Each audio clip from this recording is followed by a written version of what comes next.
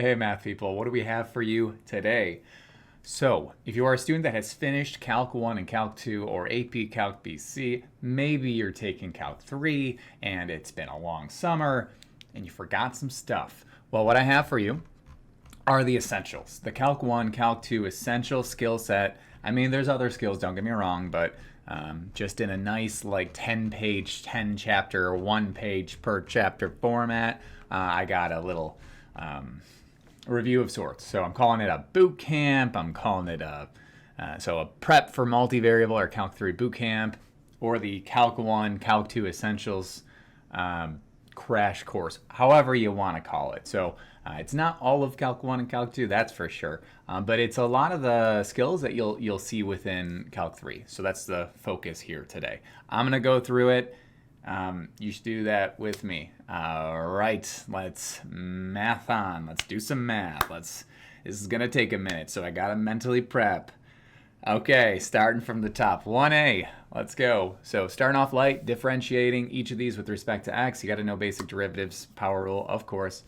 Practice Lagrange notation. So yeah, we used to write the derivative as this f prime of x.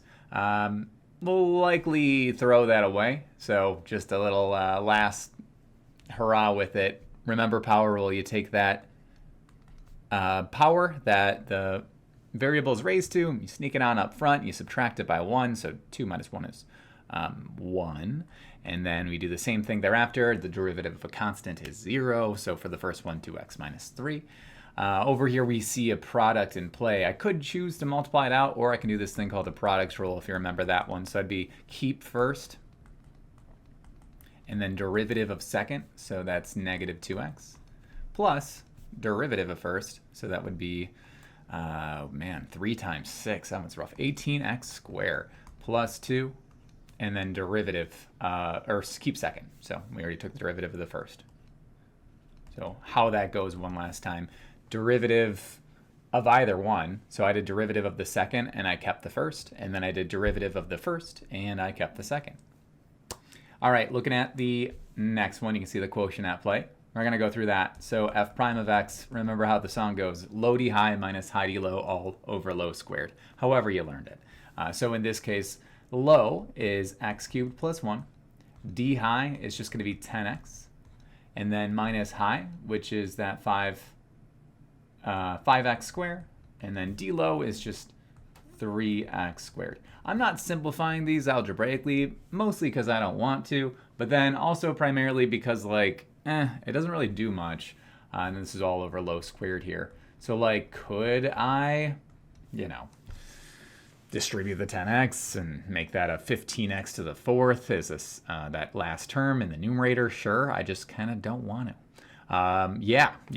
I don't know. Every teacher is different, right? That's the bottom line. Some teachers want these standard form, some of them don't. I'm also kind of keeping the same system going for the first. But anyway, the big idea behind the derivative is that it expresses what is called an instantaneous rate of change. So if we were to find the instantaneous rate of change of, I don't know, that's just the first one, 1a. This is a parabola, right? So what is the change at exactly 1?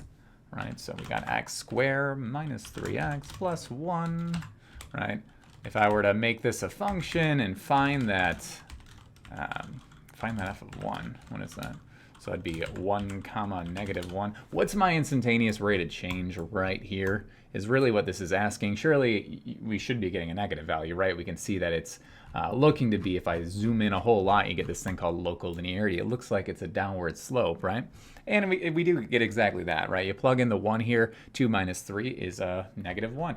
And you can see here, it looks like it's a down 1, right 1, down 1, right 1, just for a little bit at the local region of x is equal to 1. But of course it changes as you zoom out. That's the whole point of the derivative, right? Is just to find that instantaneous rate of change at a instant, right? So f prime of 1 is equal to negative 1. Oops. I just want to show my work like a good student. Yeah, here it is, negative 1. So what does this mean? It's the instantaneous rate of change of your function, which is the parabola, at x is equal to 1.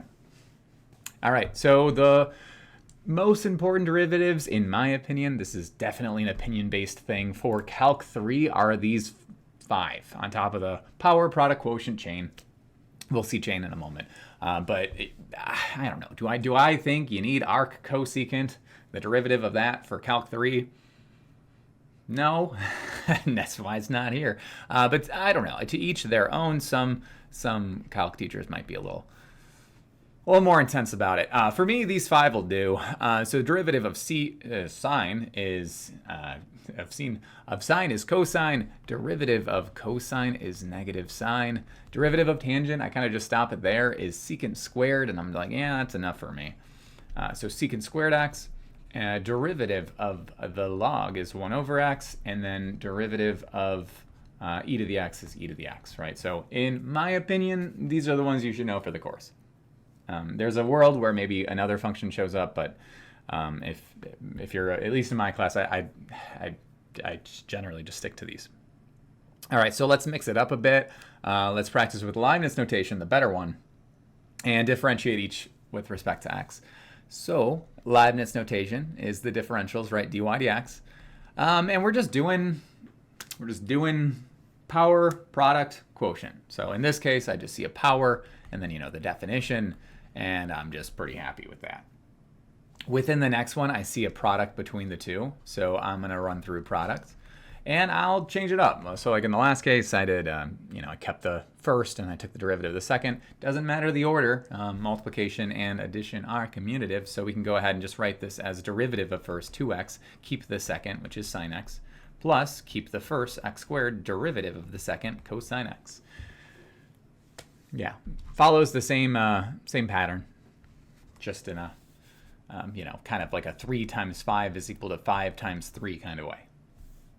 All right, don't need that there though. Looking at the next, we got a quotient at play with sine. You can see there's a different story between x squared and sine for each of these. Addition, we don't do much. In subtraction, we just differentiate term by term.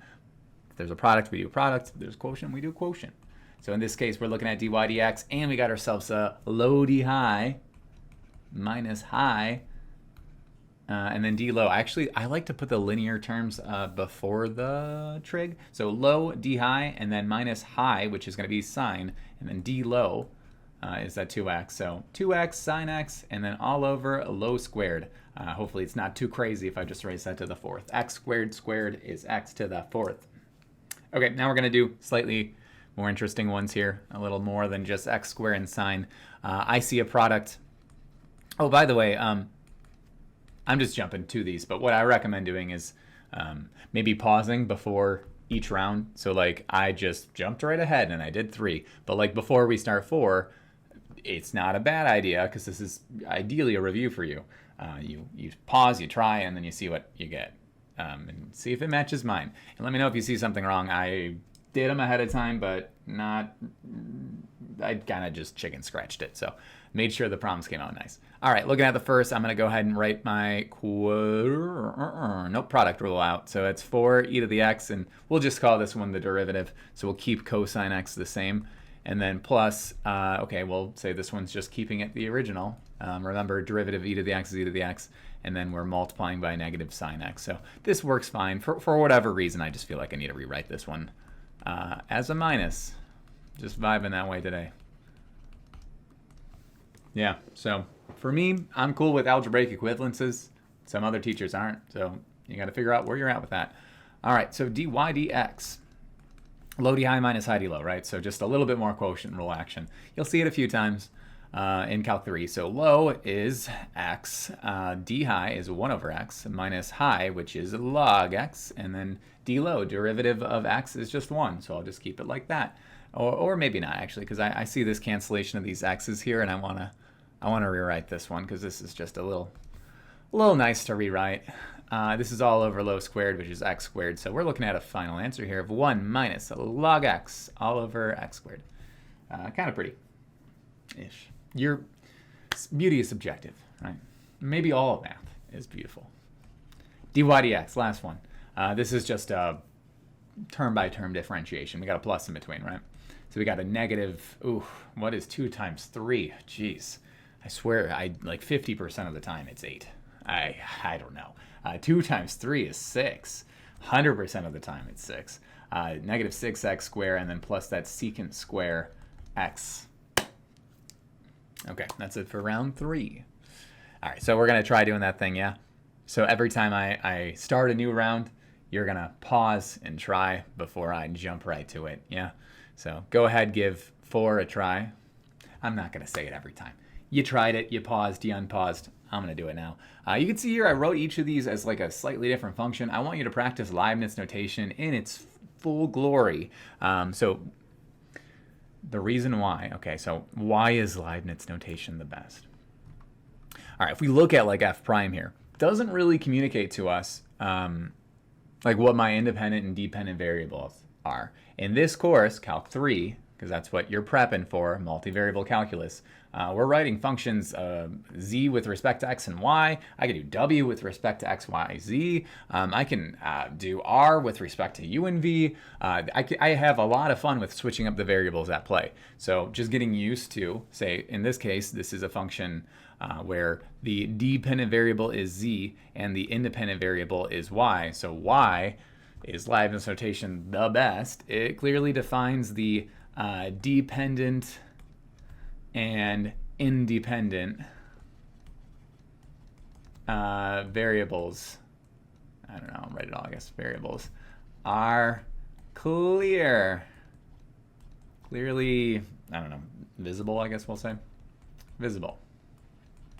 Yeah, I kind of just off the dome, that's just kind of what I was rolling with there. I'm sure there's a more elegant way of writing that. But the whole point is I'm differentiating this with respect to y. And then I have what was once a function where z was expressed as an equation of y.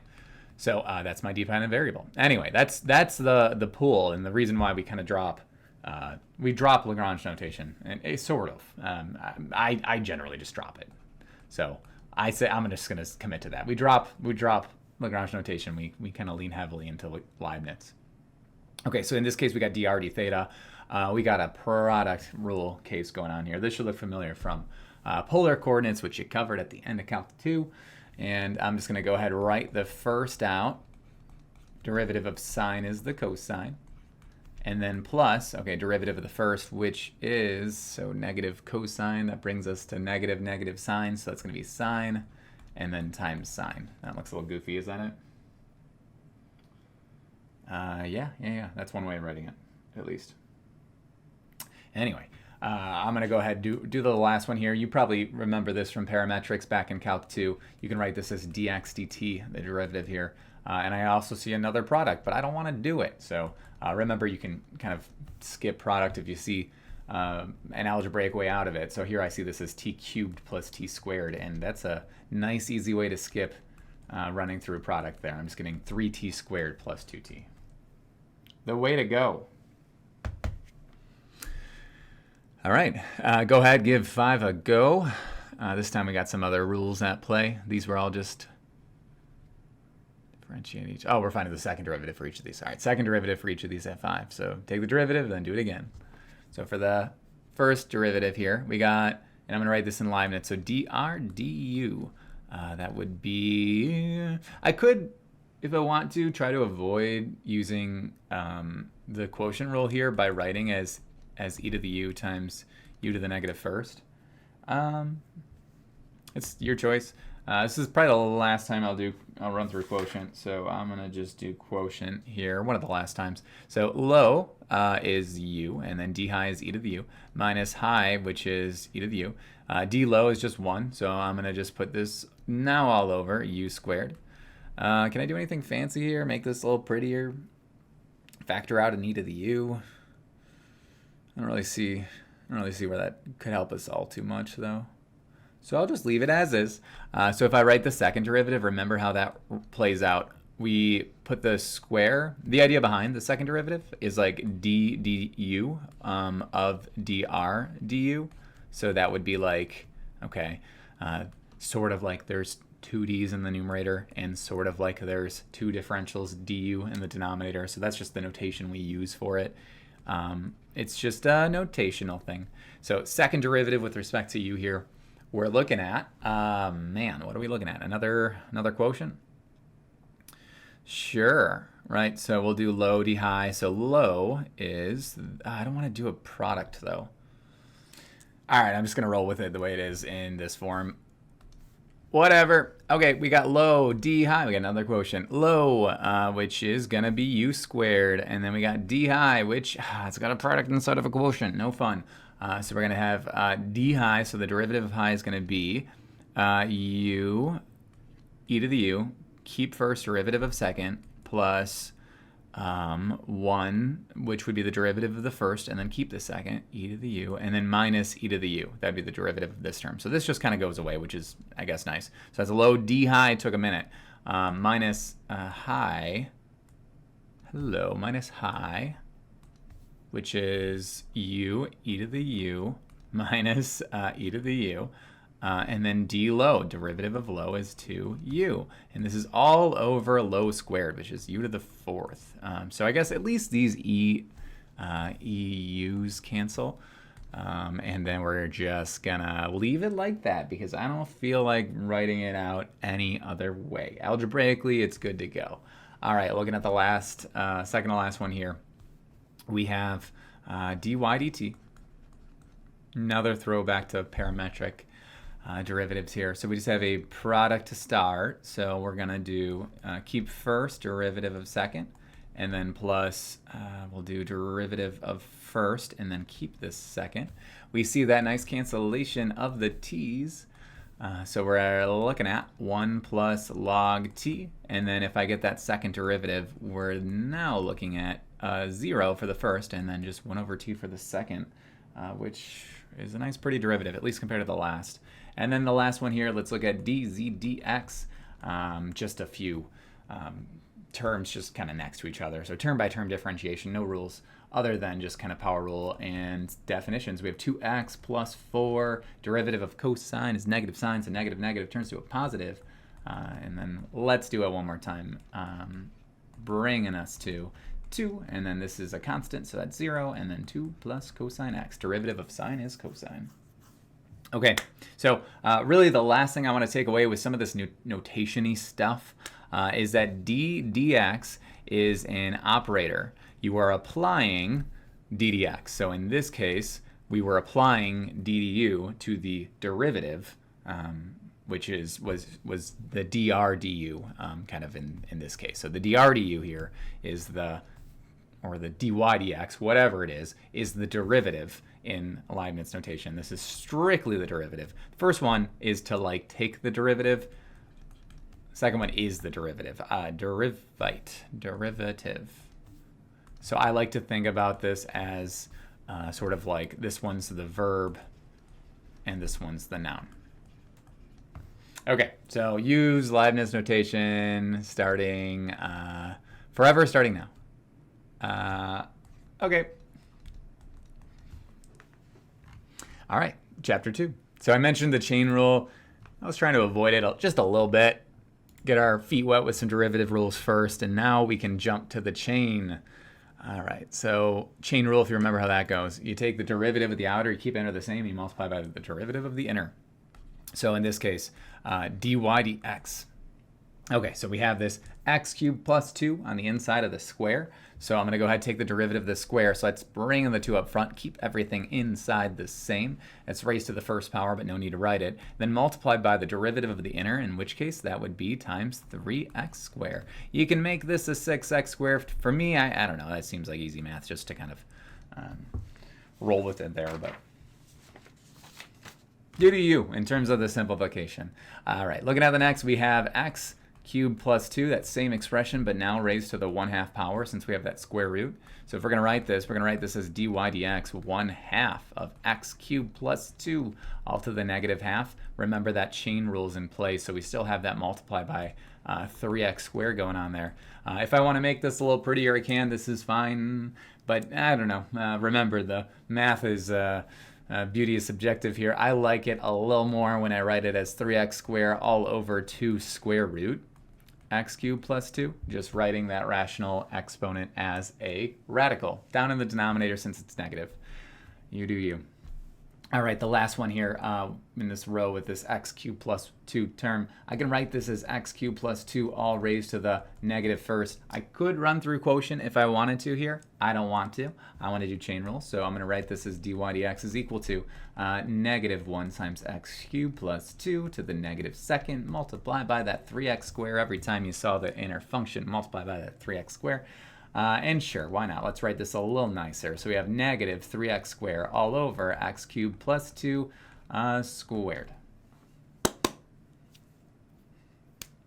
All right, looking at the second row here, we have kind of the basis for the bell curve. I always like to throw these in my notes. So if you're going to ever take a stats class, you might see that at some point, dy dx.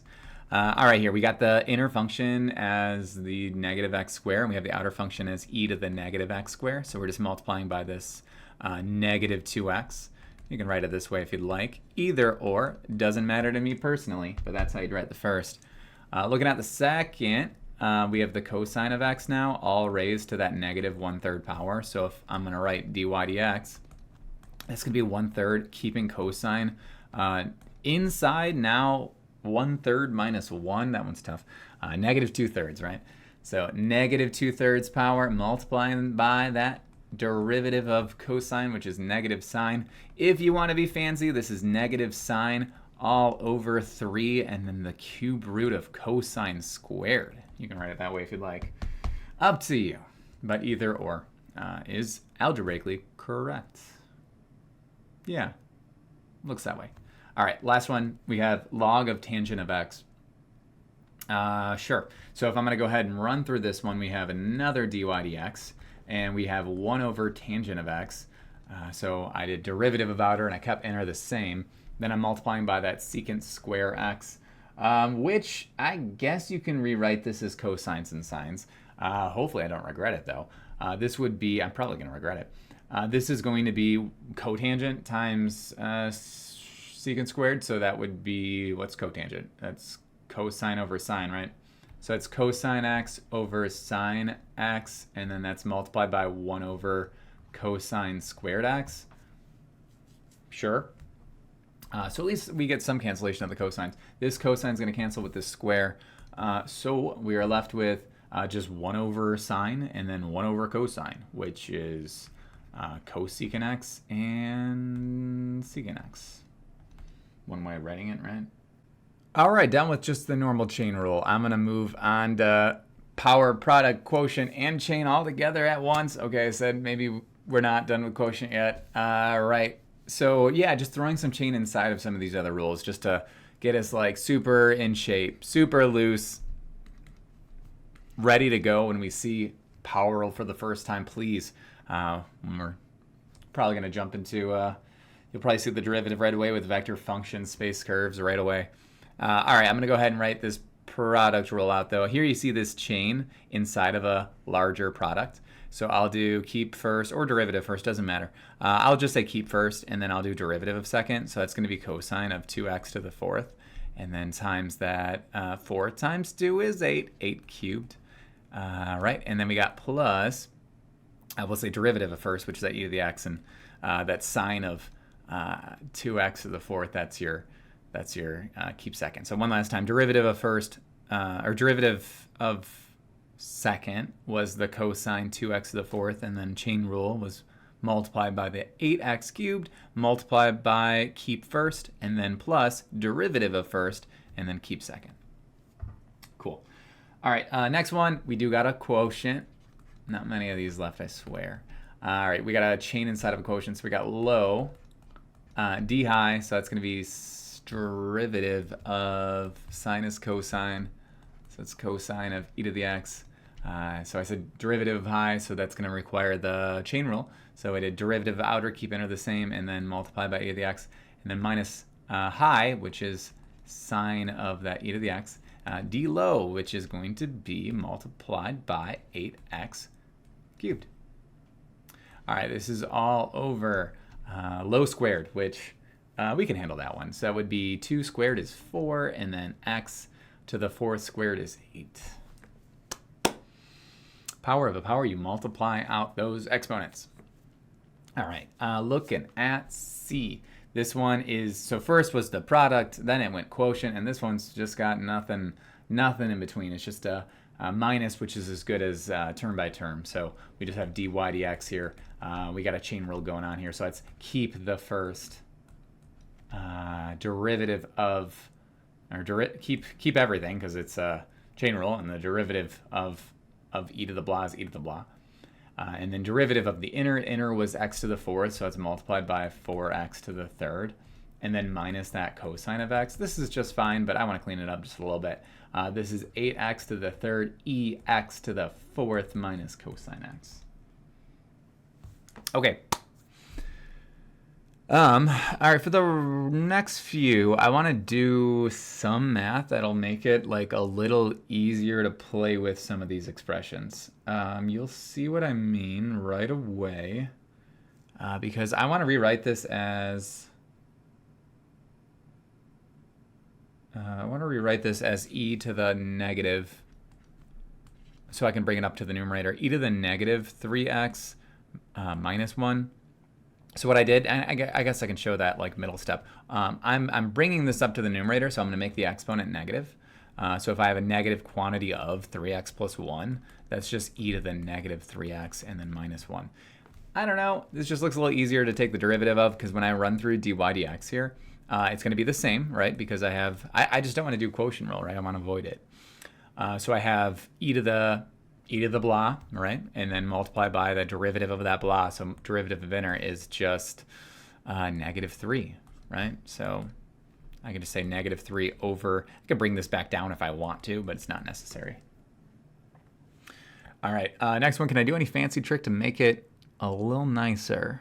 I can avoid using chain rule. I can bring this square out up front. That's just a log property, actually. So this is 2 log x and then times cosine x. So, okay, so the point of this little round is, if you know algebra, pre-calc, trig, if you know any of these like little skills, you can make some of the derivatives easier from time to time. So dy dx, now I can kind of forego any use of chain rule, and I can just say all right, well, I can say keep first, derivative of second, and then plus derivative of first, and then keep that second. A little nicer. I mean, it's not nice, but at least it's a little nicer. Not as bad as having to run through a chain inside of that. So, and then this is just plus 2. I don't know. I can bring this cosine up top over x. All right, last one here. We know sine over cosine is tangent, so I don't want to use that quotient rule. Get out of here. I can just write this as tangent of square root of x, which we know is the tangent of x to the 1/2. So I can just say, all right, dy dx, that's going to be the secant square of x to the 1/2, and then multiplied by 1/2 x to the negative 1/2. This is fine in itself, but to make it slightly prettier, I guess, secant square of x in the square root all over 2 and then square root of x. A little prettier. Yeah, that's it for this little section. So knowing algebra is good and stuff, right? That doesn't go away. All right, with implicit differentiation, this will be something that we kind of see pop up again in the course, so in Calc 3. So it's good to remember how to do it. Just something to be mindful of when I'm going to be taking the derivative of these y's here, because I'm finding dy dx. I'm not going to write it as y prime. I'm going to write it as dy dx, because Leibniz notation is better. And that's just how I roll. So I'm going to run through this. We're kind of like taking the derivative of the left side and then taking the derivative of the right. That's the idea behind it. So if we were to do that, I get 3x squared, taking the derivative of x squared, or x cubed with respect to x is 3x squared. And then I see the y here. If you remember what we do with that y, well, I'm taking the derivative with respect to x, and I'm looking for dy dx. So y is like your function of x here. So this will be like a power rule on the outside, 2y, and then a chain rule, because the derivative of y is dy dx. And then this is just going to be equal to 1. I'm just going to solve for dy dx like it's a 2-step equation. Subtract the 3x squared over, so I get 2y dy dx is equal to 1 minus 3x squared. Divide out that 2y, you get a final answer of dy dx is 1 minus 3x squared all over 2y. Not too bad. Next one, a little worse. So again, I'm sort of like taking the derivative. I sometimes just shorthand it like this, ddx of the whole thing. Of each side with respect to x. We're looking at 2x. This is a subtle moment, right? Very subtle. Think about what operations in between the two. You know that operation. It's a product, so we're going to run through product rule. So it'll look like this. We'll say keep first, derivative of second. And then we'll say derivative of first, which is 1. And then keep second, so that's the y. All right, so it's we'll just do it this way. I want to do yellow for this. This is this, using product rule. All right, next one, we got derivative of y is just dy dx. And then the derivative of a constant 2 is just 0. So if I want to solve for dy dx here, I'm going to scoot the 2x over to the right, and then same with the y. So I'm going to get x dy dx, and then minus dy dx. This is equal to negative 2x minus y. Why I did that is because I'm going to factor out a dy dx. If I factor out this dy dx, I get x minus 1, which is sort of like a coefficient to dy dx, and that's equal to that negative 2x minus y. Kind of brings us to, I guess, like therefore, I would get the derivative dy dx, a little crammed here, but you get the gist. Negative 2x minus y all over x minus 1. So the idea is you want to scoot all your dy dx stuff on one side, everything else without it onto the other, factor out the dy dx, and then divide out the like coefficient of your dy dx. All right, last one. We got a lot of e to the x's here. So I'm going to take the derivative of this with respect to x.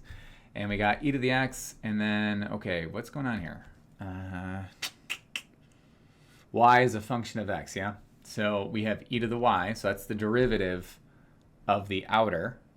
Remember, e to the blah is e to the blah. And then the blah on the inside, derivative of that y is going to be that dy dx. There it is. And then this is equal to 2x plus 2y, chain rule, dy dx, right? All right, move dy dx stuff onto one side, so I'll leave e to the y dy dx on left, and I'll subtract off the 2y dy dx onto the left, and then on the right we got the 2x minus e to the x. So factor out that dy, I'm running out of room here, so I'm going to do that in my head, I guess. I'm going to factor out the dy dx and then divide out the e to the y minus 2y. So if you want to take a stab at what might that look like, think about it right now. You should be getting that 2x minus e to the x and then all over. Okay, so I would have factored out the dy dx and divided it out. It would have been e to the y minus 2y. That's a fun looking answer. At least I think so. Cool. All right, last little one here. I want to take the second derivative and then find some horizontal and vertical tangents. We know what this shape looks like, right? You better know what this shape looks like. It looks like this. Oof, I don't want to do that. Ink to shape. Let's see. Hey, look at that. All right, so it's a circle, if you can't tell. Can I pick it up? Hello? Oh, yeah, I just want to center it because it's a circle centered at 0, 0. Guys, it's just the unit circle. That's close enough to the center. Just looking at the unit circle here. So I want to find the horizontal and vertical tangents without even thinking. I know where those are, right? I know that my horizontal tangents, that's when I get a 0 slope. Let's do this in blue, I guess. My horizontal tangents are right here and right here. And then I know my vertical tangents are right here and right here. So you know those ordered pairs. Let's find them. So I'm going to go ahead and run through the derivative. That's 2x. So I'm running through the derivative of this expression. 2x plus 2y dy dx. That's equal to 0. Derivative of 1 is 0. Some students like kind of just, when they're going a little too fast, they'll just kind of bring the constant and not really think too hard on that. So I'm getting dy dx is equal to, let's just kind of handle this in one fell sweep. We have minus 2x, and then we're dividing by 2y. So that's going to be negative x over y. All right, so if I wanted to find my vertical and horizontal tangents, what I'm doing for vertical is I'm setting the denominator equal to 0. And then I'm going to take that y is equal to 0 and plug it into the original equation. So that would be x squared plus 0 squared is equal to 1. So I'm getting x is equal to plus or minus 1, which, hey, look at that. If I have 1 comma 0 and then negative 1 comma 0, those are my vertical tangents. And if I do the same thing for, actually I like having green. If I do the same thing for, do that blue. The top, taking that 0, plugging it in for x, I'm getting 0 squared. Where'd that 0 go? There it is. Plus y squared is equal to 1. So I'm getting y is equal to plus or minus 1. So 0, comma 1 and 0, comma negative 1. What? It doesn't like my blue zeros. These are going to be your, hello? Oh, I still have this on, ink to shape. Those are going to be my, and that's there forever, I guess. Horizontal tangents, 0, comma negative 1. Okay, I got to find the second derivative though. So that's the last thing we didn't handle. So I'll do that in a different color here. We'll do this one in silver, I guess. Why not? So if I want to find the second derivative, not a big deal. I got to just take the derivative of the derivative, right? So it is another quotient. So I got low and then d high minus high d low. Okay, so here's the thing. Derivative of y is dy dx. And this in itself is fine, but it's a bit self-referential because I'm writing dy dx within a dy dx, a second derivative expression. So I'm going to adjust that in a moment. For now, I'll leave it as is. And then all over low squared. Look, I'm going to clean this up a bit. This y times negative 1 is just negative y.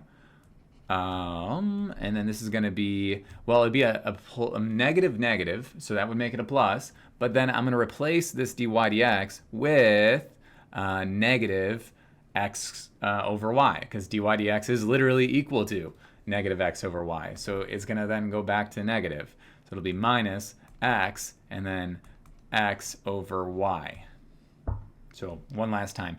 Negative, negative, turn to a positive, but then I'm replacing dy dx with negative x over y. So negative, negative, negative is negative. This is all over y squared. This is fine. I tend to draw a line on complex fractions. So I'm going to multiply this by y over y and distribute this in to get a final answer of negative y squared. The y's, like I said, cancel. The whole point of this was to get that cancellation. I guess I'm changing the colors around quite a bit. Anyway, so these would cancel out, and then I would end up just getting minus an x squared. We'll write it in silver, I guess. And then this is all over y squared. Moving on to the next one. So chapter 2 down. Now let's jump to chapter 3. We'll be in derivative land for just 2 more chapters, and then we'll start doing some integral stuff. So 2 times 1 is 3. Okay, now we're chilling. I was like, I know the second derivative. Okay, so we're still moving along here. So let's jump into tangent lines and linear approximations. All right, so write the equation for point slope. Here's how I write point slope. I write it as y is equal to m times x minus x1 plus y1. Just my way of writing it. Just for fun, if anyone didn't know the derivation, we know that y, change in y over change in x is m, and we know that we can write that as like y2 minus y1 over x2 minus x1. So it's sort of like you're multiplying both sides by the x2 minus x1. So y2 minus y1 is equal to m times x2 minus x1. And you could just scoot on over that y1 onto the right side, and you just get your point slope equation. You can go from slope to point slope in just like 4 steps. Nothing too crazy. Then apply to find, well, I got to find a slope here. Speaking of that, so my change in y, I'm just going to be using this formula right here, right, for this little part. Change in y over change in x. I got 8 minus 4 all over 2 minus a negative 1. So we're looking at 4 over 3. Looks good to me. And then I have my point already. I have x1, I have y1. I just have to like choose which one. It really doesn't matter. I'll choose the first one as your x1 and y1. Just any point on the line. Right? In order to create an equation for a line, you just need a point and a slope. And then in Calc 3, that's going to change though, because we'll be in multi-dimensional space. So you'll need a little bit more information than that through the vector. So we'll do lots of vectory math when that time comes. So all right, we have 4/3 x, and then times x minus negative 1, so it'll be a plus 1, and then plus 4.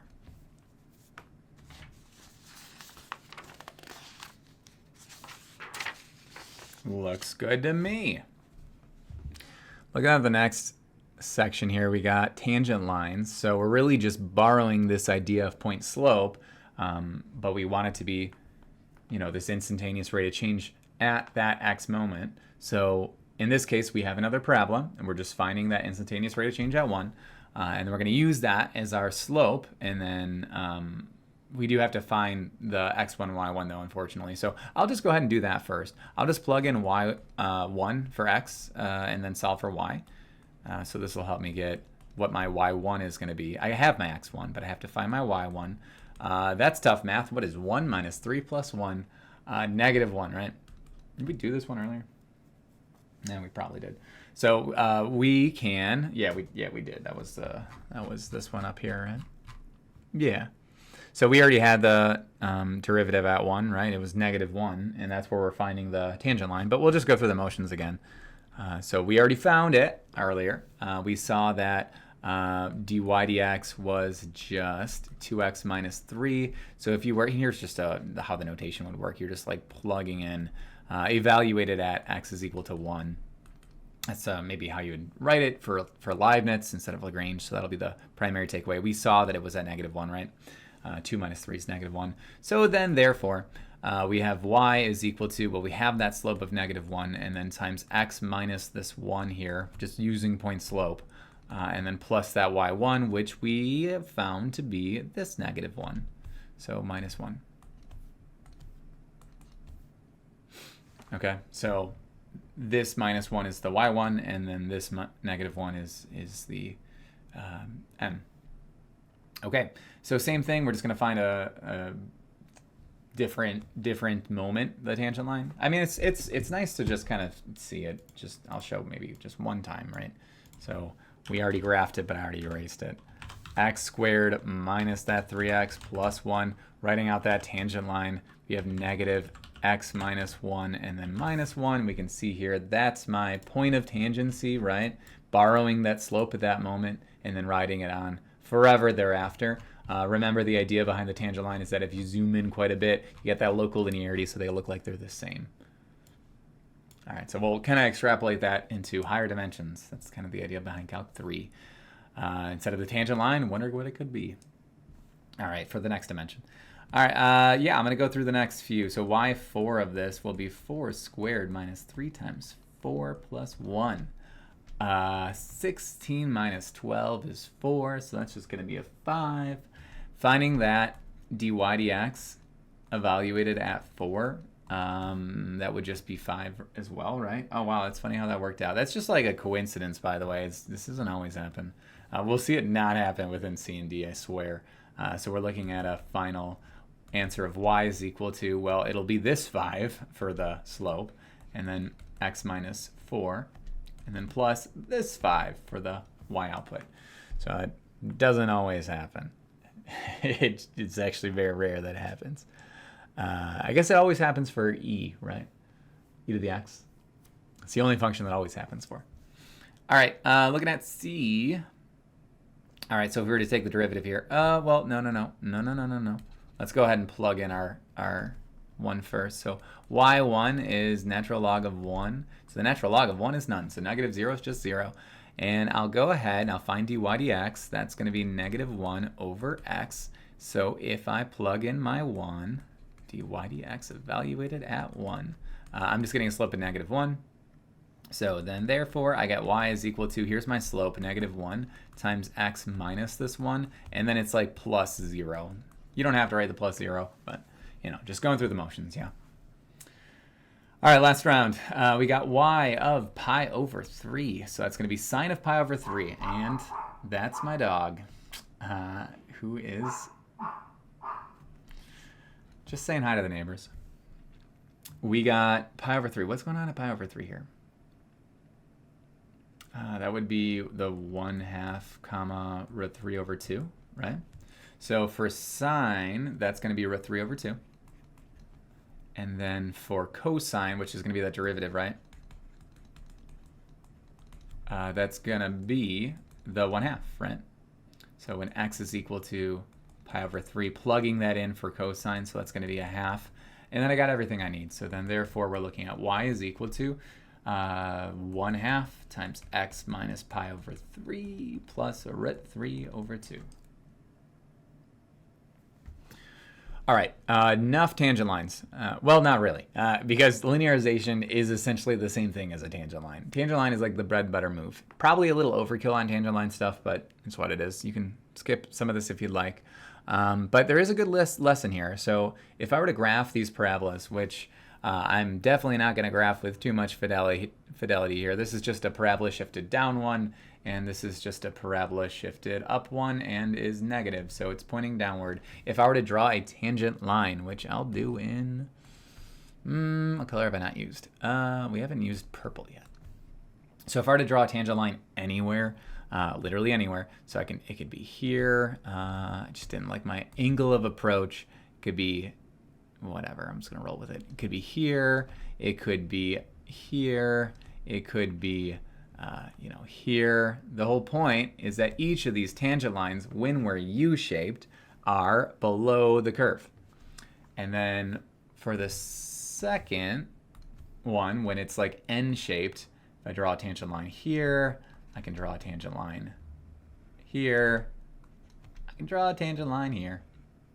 You can see we're always above this parabola. So what's kind of the main takeaway here? If you remember the second derivative, what that helps you with, it helps you get the concavity of the function. So the takeaway is when your function concaves up, you'll have a tangent line below.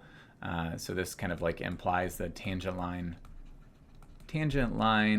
is below the curve, which implies that your linearization, which is just using the tangent line to approximate nearby values, because again, the whole point of the tangent line is that really, really close, it's like they're the same thing. Really, really close, indiscernible difference, right? Of course, when you zoom out and you try to use the tangent line for large values, it starts to get ridiculously off. But nearby, it's pretty close. So when we're below the curve, that's an underestimation if you're using the tangent line. And then if you're exact opposite story for this one, right?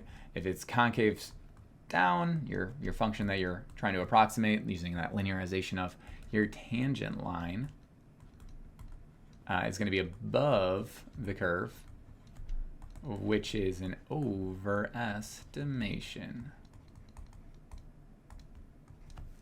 There we go. So running through a few linear approximations here, more tangent line stuff. So I'm going to kind of speed run through some of the tangent line stuff. So feel free to find the tangent line, and then you're just plugging in each of these points. Maybe just let me know if you think it's going to be an over or underestimation. I don't really write that in the instructions, but that's just kind of the takeaway of it. So I'm going to speed run the motions here. So I'm just going to use, I did say I'd use Leibniz forever. Fine. So dy dx is x minus 2. Plugging in that 4, I'm getting that the slope is equal to 2. I do have to plug in 4 into the OG though, so that's going to be 16 over 2, which is 8, and then 8 minus 8 is 0. Okay. So using that tangent line, we'll say that the tangent line is y is equal to 2 times x minus 4 plus 0. Sometimes with linearization, people write this as like L of x instead of like y is equal to. So it'd be like L of x is equal to 2 times x minus 4. So if we were to plug in that nearby value of 3.9, you can see that's not too bad. That's just a negative 0.1. So I'm getting an output of negative 0.2. Let's see how close this is. So, and we'll see if it's an over or underestimation as well. Can I go right here? Would that work? No, that doesn't really work. Whatever, I'll just go here, I guess. All right, but I do need the function. So the function was 1/2 x squared, and then minus the 2x. So if I were to write this as f of x, what's the true output? Which, by the way, this is probably not a function I'd even bother, especially with the calculator, right? I'd even bother using the linearization of. But anyway, we're seeing here that f of 3.9 is literally equal to, negative 0.195. I can plot it.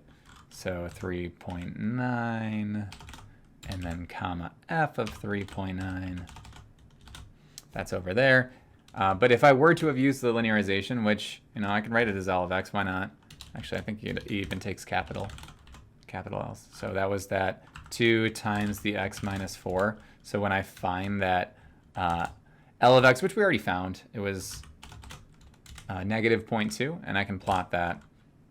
So it'd be 3.9 comma, we can just say comma L of 3.9. Okay, there we go. You can see these are pretty close.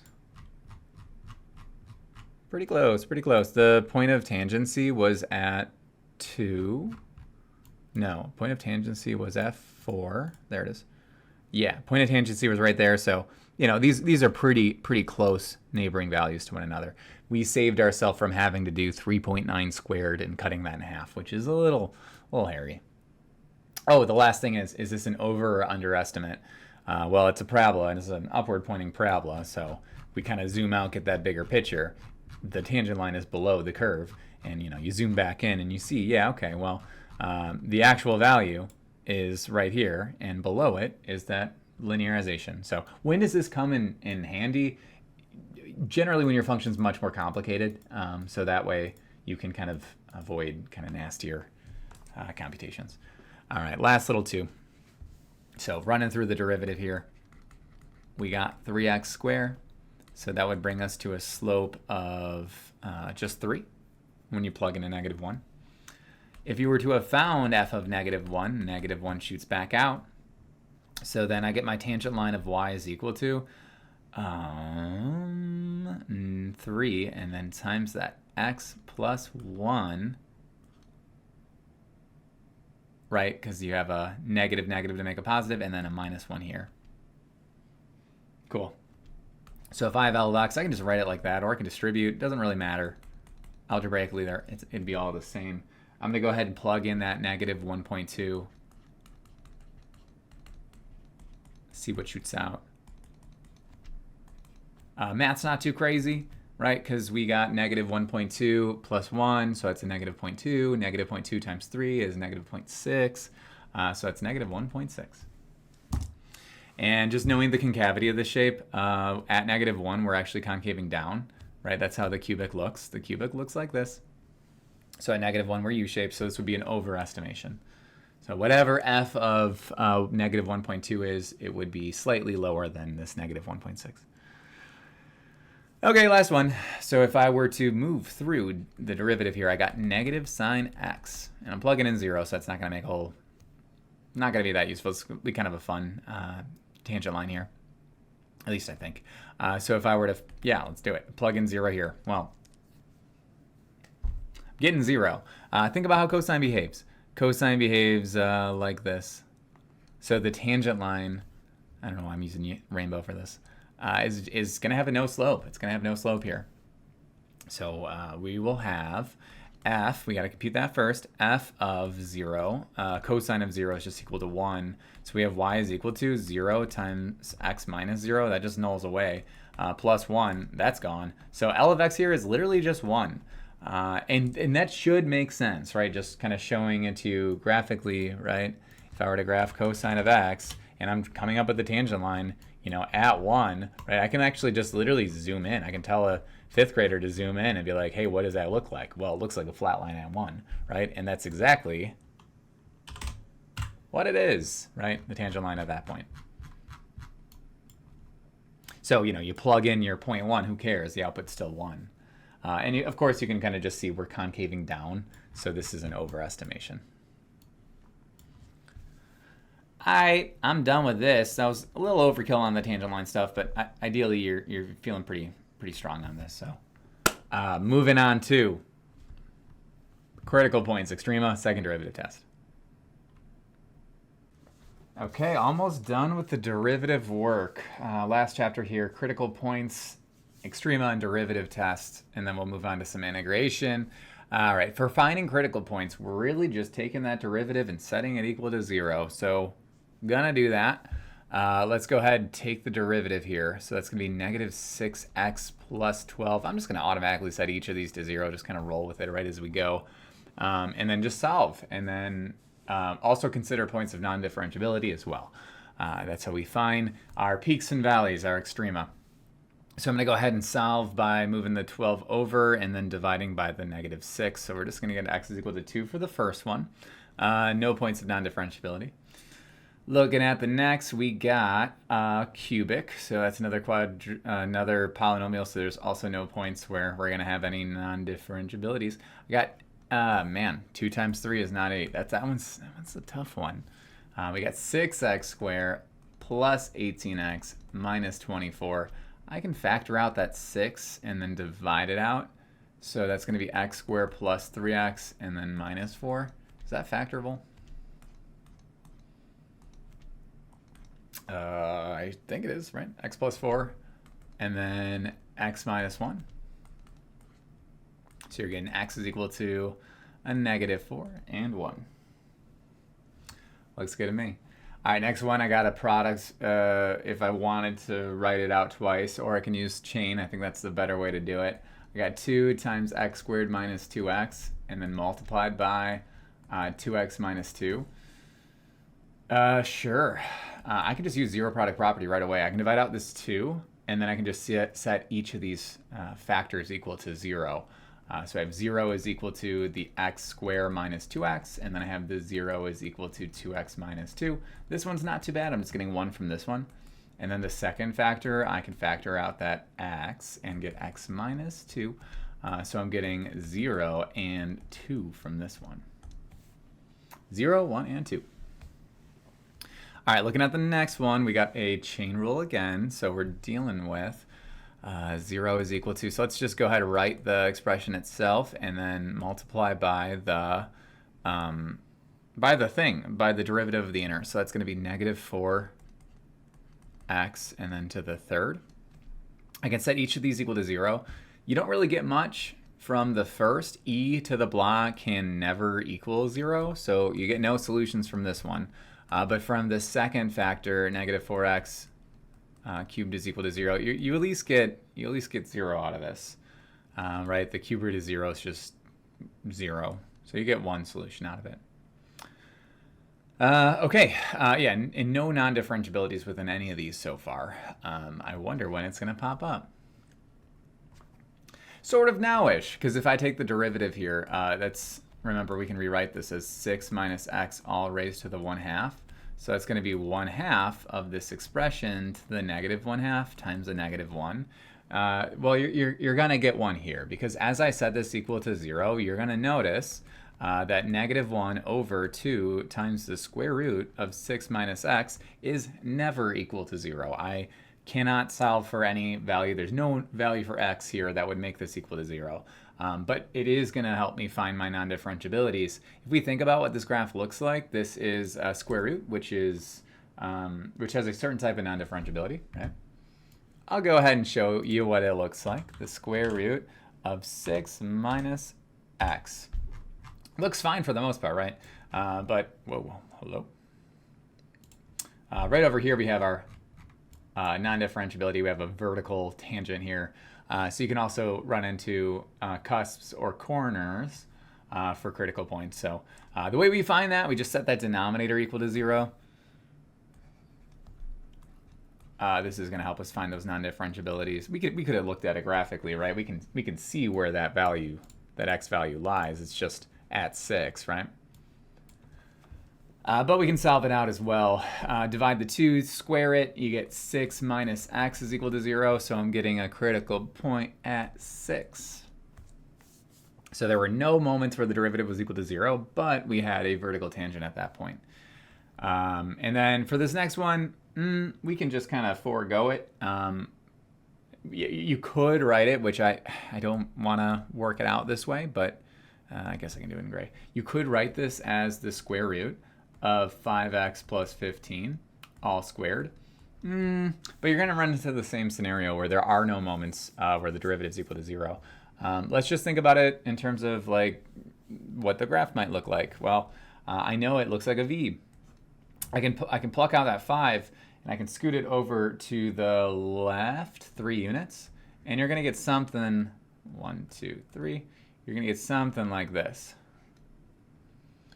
So remember the non-differentiabilities one last time. It's when you're, that are count as critical points. It's when you're a cusp, vertical tangent, or a corner, and that corner occurs here at x is equal to -3.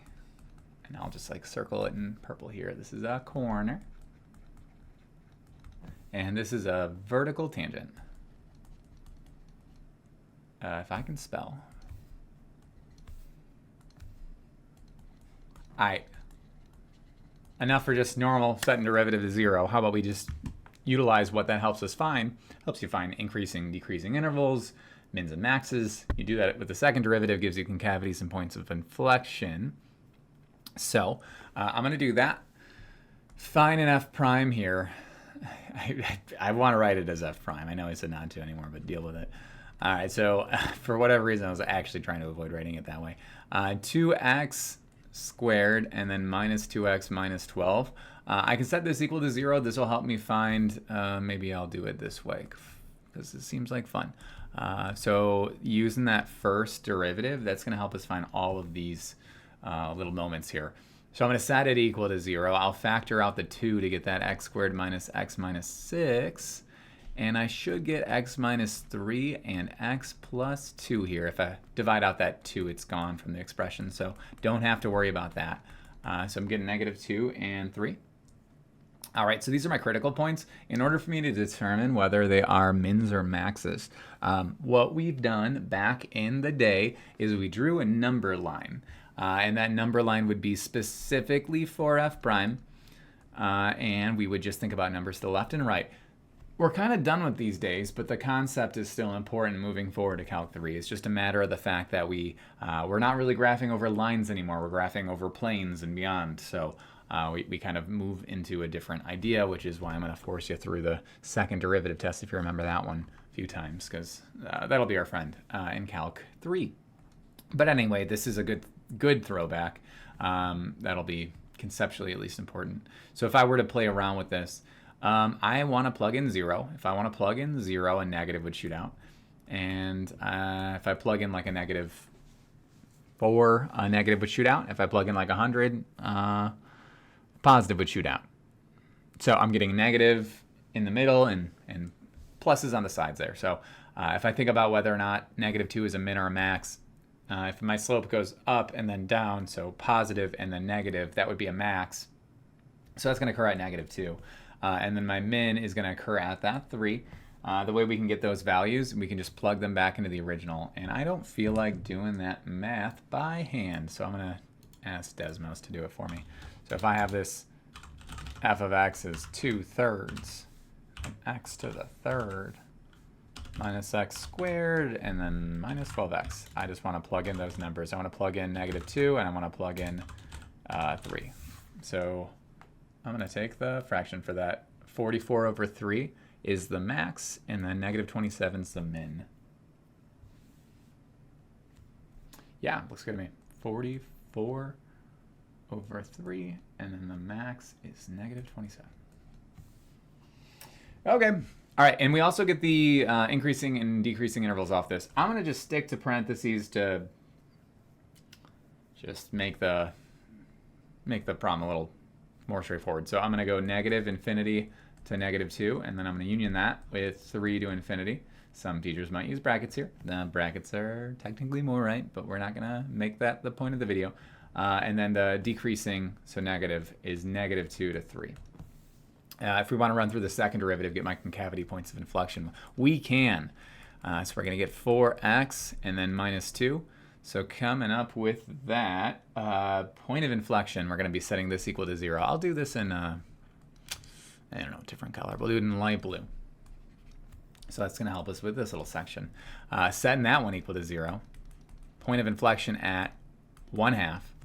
So there it is. Oh, I don't know why I wrote it this way. This is kind of an awkward way of writing it. We generally just say the point of there's a point of inflection at x is equal to, oh yeah, I didn't really even ask for that. I said minimum win and max win. Oops. whatever. I just have a point of inflection at 1/2. I'm going to write it in black. Whatever. I went ahead and found the actual values. When you apply like extreme value theorem, you're going to actually have to find the values generally. Like there'll be a moment when we see it within Calc 3. So if I were to be applying extreme value theorem, maybe underneath a defined interval, I would actually care about those outputs. So I'm actually just going to erase them. Okay, because I'm going to upload this key. Concaving up. Well, I want to do the same number line analysis that I did with f prime. So f double prime, I just know that I might have the switch moment at 1/2. So if I go ahead and plug in 0, a negative definitely shoots out. I plug in 1, positive definitely shoots out. So if I write my concavity down, it's going to be from negative infinity to 1/2 for concaving down, and then 1/2 to infinity for concave up. And just because we're here, we can just go ahead and graph, take a look at the graph. Well, I guess I could have also found the extrema just by clicking, right? But anyway, we can see we're increasing in two kind of unique separate intervals. We decrease in the middle for a little bit, so that's why you see that 1. We saw the min and max. We switched that concavity at an x value of 1/2. So like right here, we switch from concaving down to concaving up. Not too bad. All right, so an object is violently thrown upwards, modeled by the given function where x is in seconds and f of x is in feet. All right, so if I want to go ahead and figure out like when is this object going up, when is it going down, what's the maximum height, when it's speeding up, and when it's slowing down, I can still find the the first and second derivative, right? F prime and f double prime. Running through f prime, I get negative 32x and then plus 160. And I'll need that to, I guess I could just run with the same line of logic here and just use the first derivative to find these three. Shooting up, falling down, maximum height. So I'd run through that f prime number line after I set it equal to 0. I guess I could have done it over here, but whatever. So negative 32x plus 160. Subtract the 160 and then divide the 32, you would get a 5. So we're shooting upward from, well, right away, right, at 0. We'll just say 5. And we just based on the context of this too, I have an initial velocity and then I have gravity tugging it down, but I could plug in like 1. I would get a negative number, or 0, and then it goes positive thereafter. So I know it's from 0, and I can just be a little particular with my brackets and stuff, 0 to 5.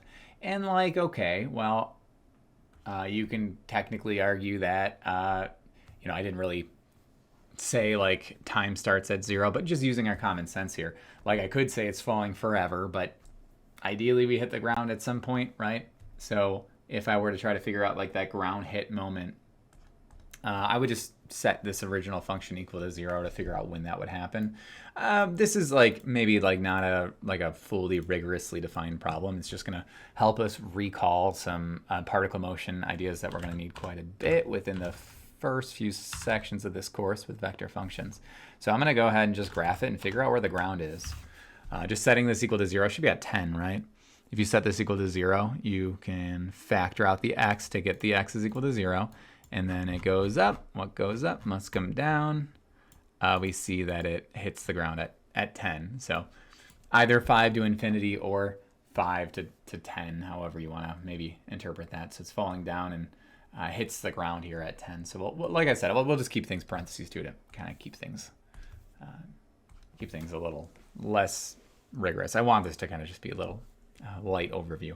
Maximum height, that occurs at 5, so I'd be taking that 5 and I'd plug it into the original function. So f of 5 is equal to, I think it came out to 400. Yeah, 400. I can show you where that's at, just at that peak. So we have a maximum height of 400 feet. And then it goes back down. So yeah, speeding up, slowing down, this is when you have a sign mismatch within your first and second derivative. Intuitively, if it's going up, it's technically like slowing down because it eventually hits a maximum height and then comes back down. And then as it's falling, it's speeding up. But we can just verify this with the second derivative. So I'll do that. We'll say that f double prime is equal to negative 32. And if I were to sketch the number line for that, well, we're looking for sign matches and sign mismatches. So what do I mean by that? Here's f double prime. It's always negative. It's always negative. So we match from 0 to 5, and then we mismatch from, you can see here, negative, negative. So they're working together. If they work together, it's going to be speeding up. And if they don't work together, then it's slowing down. And then the direction, it depends on the direction, right? So in this case, we're from 0 to 5, we're slowing down while we're moving up.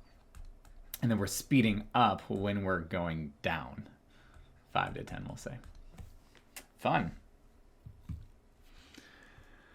Okay, all right. So we got some second derivative tests stuff coming up.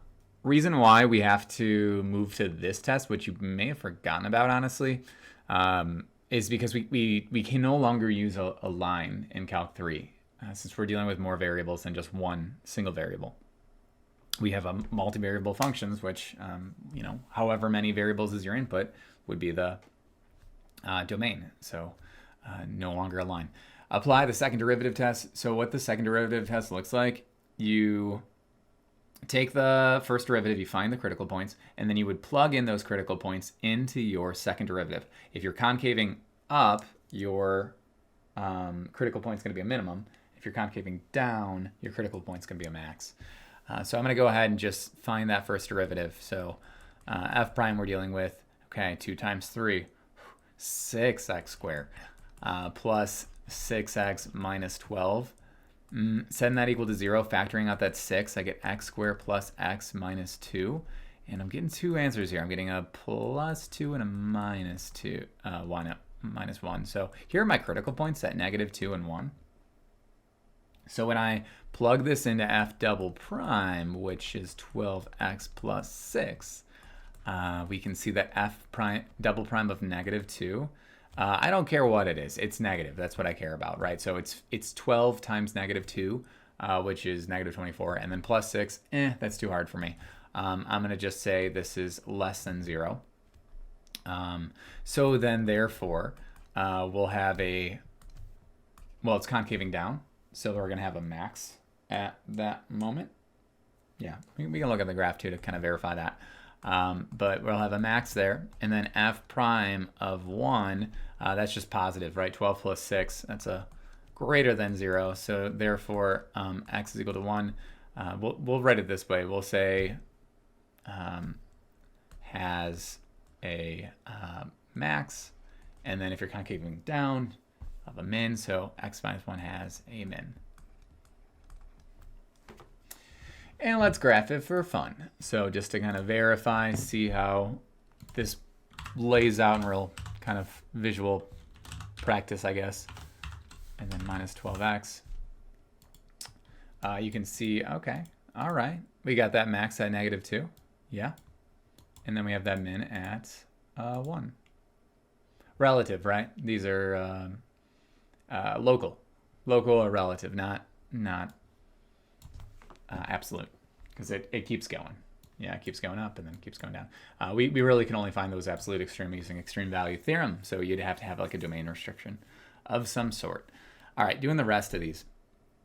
This one's kind of written in a goofy way. We don't have to use quotient rule here. That'd be silly. Let's do 1/4 x to the 4th and then minus 18/4 x squared. So when I find that f prime, I got x cubed and then minus 9 x.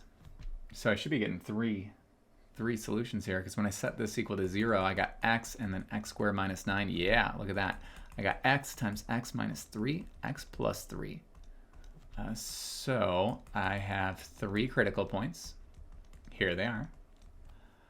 So if I were to find that second derivative, which is 3x squared minus 9, I can plug in my negative 3, I can plug in my 0, and I can plug in my 3. Plugging in negative 3, that would turn to a positive. Yeah, that would turn into a positive. It'd be 9 times 3 minus 9. So that's going to be greater than 0. These are definitely going to be greater than zeros. But if you plug in a 0 here, you get a negative. So we'll say therefore. We'll write it in a slightly better way too. We'll say that there is a, so again, concave up, we have a min at x is equal to negative 3, max at x is equal to 0, and then min at x is equal to 3. Okay, I don't want to do product, but I don't have a lot of choice. So I'm going to do it. F prime is, I'll do derivative of first, and then keep second, and then plus derivative, keep first, and then derivative of second. There we go. I can clean it up, I guess. E to the x minus x, e to the x, and then minus e to the x. So these just cancel. Cool. So I want to set this equal to 0. Man, I kind of have like a product here. So I can say that when x is equal to 0 is one of them. And then when e to the x is equal to 0, that never can happen, right? There is no x value that would set e to the x equal to 0. So I'm just getting 0 out of that. And then I'll find that second derivative, which is going to require a product rule. So I'll do derivative of first, keep second, and then keep first derivative of second. So when I plug in 0 into this, f double prime of 0, man, what is that going to come out to? Negative 1 times e to the 0, and then minus 0 times e to the 0. This is just a negative 1, right? So this is going to be less than 0, which would be concaving down, and that's going to be a max. So therefore, x is equal to 0 has a max, or I can say max. I prefer writing it this way. Max is at x is equal to 0. All right, last one, f double prime is going to come after the first derivative, f prime, which is 1 minus 1 over x. I got to set this equal to 0. If I want to solve it out, I got 1 over x is equal to 1. So x is going to be equal to 1 here. And then if I take that second derivative, I got derivative of constants, just 0. And then I would rewrite 1 over x is x to the negative 1. So that's going to be negative x to the negative second. So if I plug in 1 here, f double prime of 1 would be a negative 1, right? So that is less than 0 last I checked, which is going to give us a concave, what is going to give us a concave? No. It's going to give us a concave no. When I took this derivative here, it was negative x to the negative first. So it would be a negative negative to make a positive. There we go. All right, we're cooking now. So 1 is greater than 0. That's concave up, and that's going to be a min. Okay, there it is. So therefore, there is a min at x is equal to 1. Okay, we're good. All right, that's it for derivatives, yeah? Let's move to integrals. At least that's what I want to do. You can stay in derivative land if you'd like. I love integrals, so we'll spend a healthy chunk of time here. We'll be looking at some FTC. We'll be looking at antiderivatives and indefinite integrals, U-sub, biparts, some good trig integrals, some area between curves before we move into parametric, polar, and vector, which is that like last Calc 2 chapter before you take Calc 3, which is what we're prepping for. So what is the big deal with the integral? Why do we care about the integral in relation to the derivative? Well, these are inverses of one another, right? They are inverses. Can I spell inverses? Yeah, I was spelling it right. That was an S. Of each other, right? They kind of undo one another, yeah? So we can actually see that within FTC Power 1 here. So this is a bridge between the gap, first off, between the two.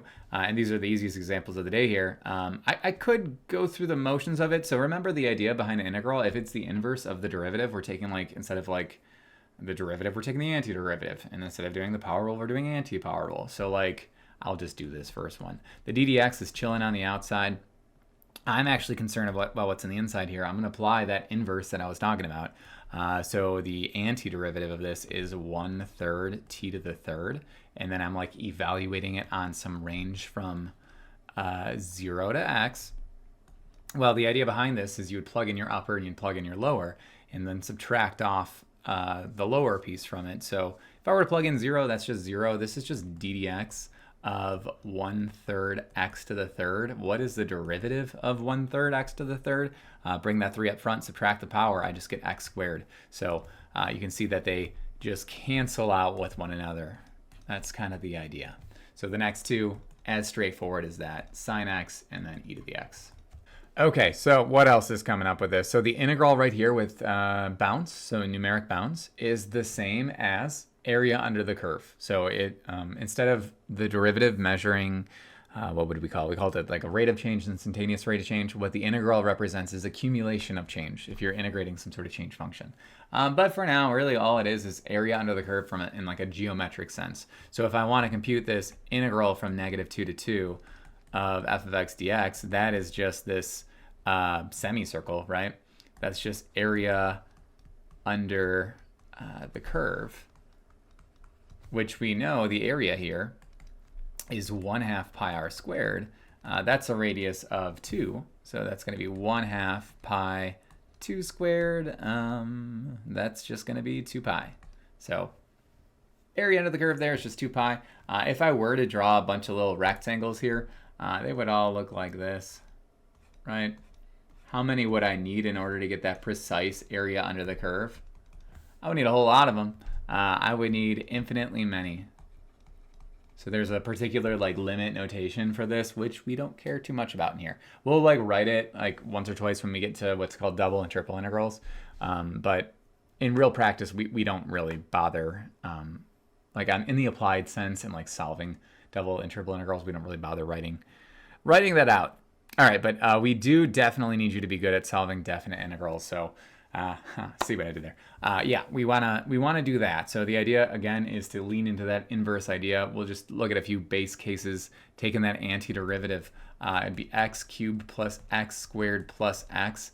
We use these brackets and we put the evaluating the bounds kind of on the outside like this. And I'll write this out maybe just a few times, the process behind kind of doing this f of b minus f of a, which is FTC part 2.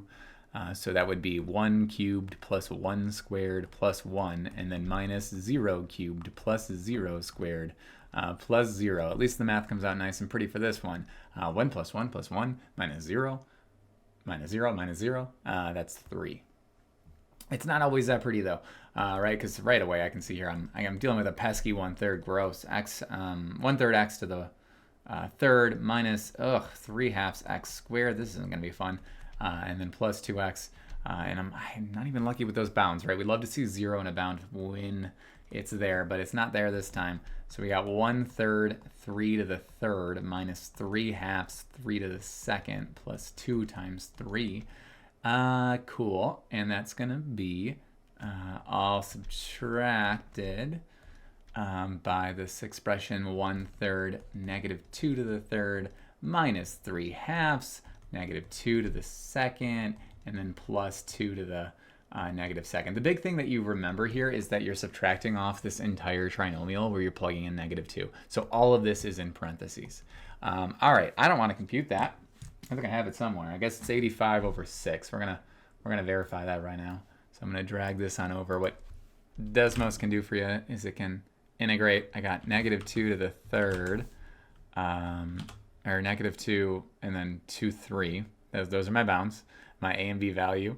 And then I got x squared minus 3x plus 2 dx. So yeah, that looks like 85 over 6. Cool. By the way, this is numeric. Like some teachers don't mind if you leave it like that, but these are equivalent. All right, next one, answer is 0. Moving on. Nah, I'll show you why. Because if I were to graph this, you can see there's symmetry at play. We are moving to -10 and 10. We have a, whoa, I think I can switch it like that. We have an area under the curve here that is negative because it's below the x-axis, if you remember that good stuff. And then we have an area that's positive, and these just strictly cancel one another out because it's the same shape above and same shape below. So by symmetry, it's just equal to 0. By symmetry. All right, this next one is just a rectangle. We're just the number 2 from 0 to 100. So we have a length of 100 and a width of 2. 2 times 100 is 200. You could have also taken the antiderivative 2x and, you know, plugged in your 100 minus plug in your 0. It's the same thing. All right. The next two, just get used to solving where it's not always going to be just with respect to x, right? So in this case, we got 1/3 y to the third minus y squared. And we're integrating this from -1 to 1. Not that bad of numbers here. So we got 1 cubed minus 1 squared. And then minus -1 cubed, and then minus a -1 squared. T is our independent variable. Nothing really changes with that. I'm going to go for t to the third, and this will be a -2 up front. And then plus 10 to the t. And I'm going to go ahead and differentiate, or integrate this from 1 to 3. So plug it in 3 first. -2 to the third cubed plus 10 to the third. And then minus that -2 times 1 to the third. Yeah, I'm going through all the motions on these, but we'll eventually have a few more definite integrals, and I'm just going to slam them all into Desmos for those. Plus 10, because it's the same motion over and over again. 10 times 1. All right, that looks good to me. So I'm going to go through it, and we're going to hope we get -32 here. So I got 3 cubed, that's 27.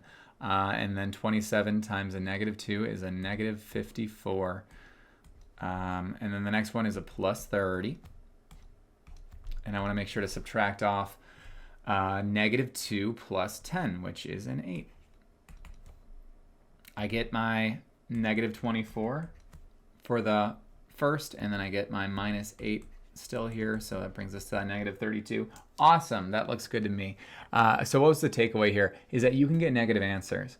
So if most of your area exists below the x-axis, you're going to get a negative answer. If most of it exists above, you're going to get a positive answer. 0 is also possible as well, right? You can have the same amount above and same amount below. Rare, but possible. Okay, I'm feeling good on that, right? Feeling a little loopy from arithmetic, if anything else. Okay, looking at 23, the bane of my existence, and counting. I would be surprised if this is in the right order. 19, 20, 21, 22, 23. I would be very surprised. Okay, so a particle moves along the x-axis. We're doing particle motion again. We're given a velocity, and then t is always positive. I should have said that in the particle motion one from before, but whatever. And it's in seconds, and v of t is in meters. So we want to find the position, the acceleration. If we know the initial position is like 4 meters in, we'll say. And then we want to go position, displacement, and total distance traveled thereafter, which are all integrally things. So for finding position, we want to integrate this expression. So we'll say x of t is, so this will be like the position function, is the integral of v of t. It's one way of writing it. And if I were to integrate v of t, that's going to be t squared and then minus 6t plus c. I gotta utilize this initial position to figure out what that full position function is going to be. We'll just say that x of 0 is equal to 4 based on this information. So when I x of t plug in 4 for x of t, like the position, and then a time value of 0, I'll get 0 squared minus 6 times 0 plus c. This is giving me a c value of 4. So then therefore, I would get x of t, position function, of t squared minus 6t, and then plus 4. If I wanted to find the acceleration, I'm taking the integral. No, I'm not. I'm taking the derivative of know what side of the road you're deriving on. We're doing that of v of t. So the derivative is 2. Not too bad. Just 2. Not too bad, just 2. And what else do I want to do with this? Is that all I'm looking for? Just position and the acceleration. Done. Done with that. And I'll just write, I don't know, like, because we'll say, because I have position defined with velocity, I'll write acceleration defined with velocity. It's just ddt of vt. All right, so now if I wanted to find the position at 8, that's not a big deal at all. I already have the position function, so I'm going to say x of 8 is equal to, well, it would just be 8 squared minus 6 times 8 and then plus 4. So I'm just plugging in 8 into my position function, and I guess that comes out to 20 meters. If I want to find my displacement, that is just my, like how much I've changed, like I go forward a little bit, I go backward a little bit, like where do I end up after 8 seconds? And then what is that difference between where I started and where I stopped at 8 seconds? So that's not the same thing as position, right? So the way that we find position is we just plug into our position function. That takes into effect the initial position. And then the way I find my displacement is I simply just integrate velocity. So I'll do it this way. I'll say for position, this was the math I did.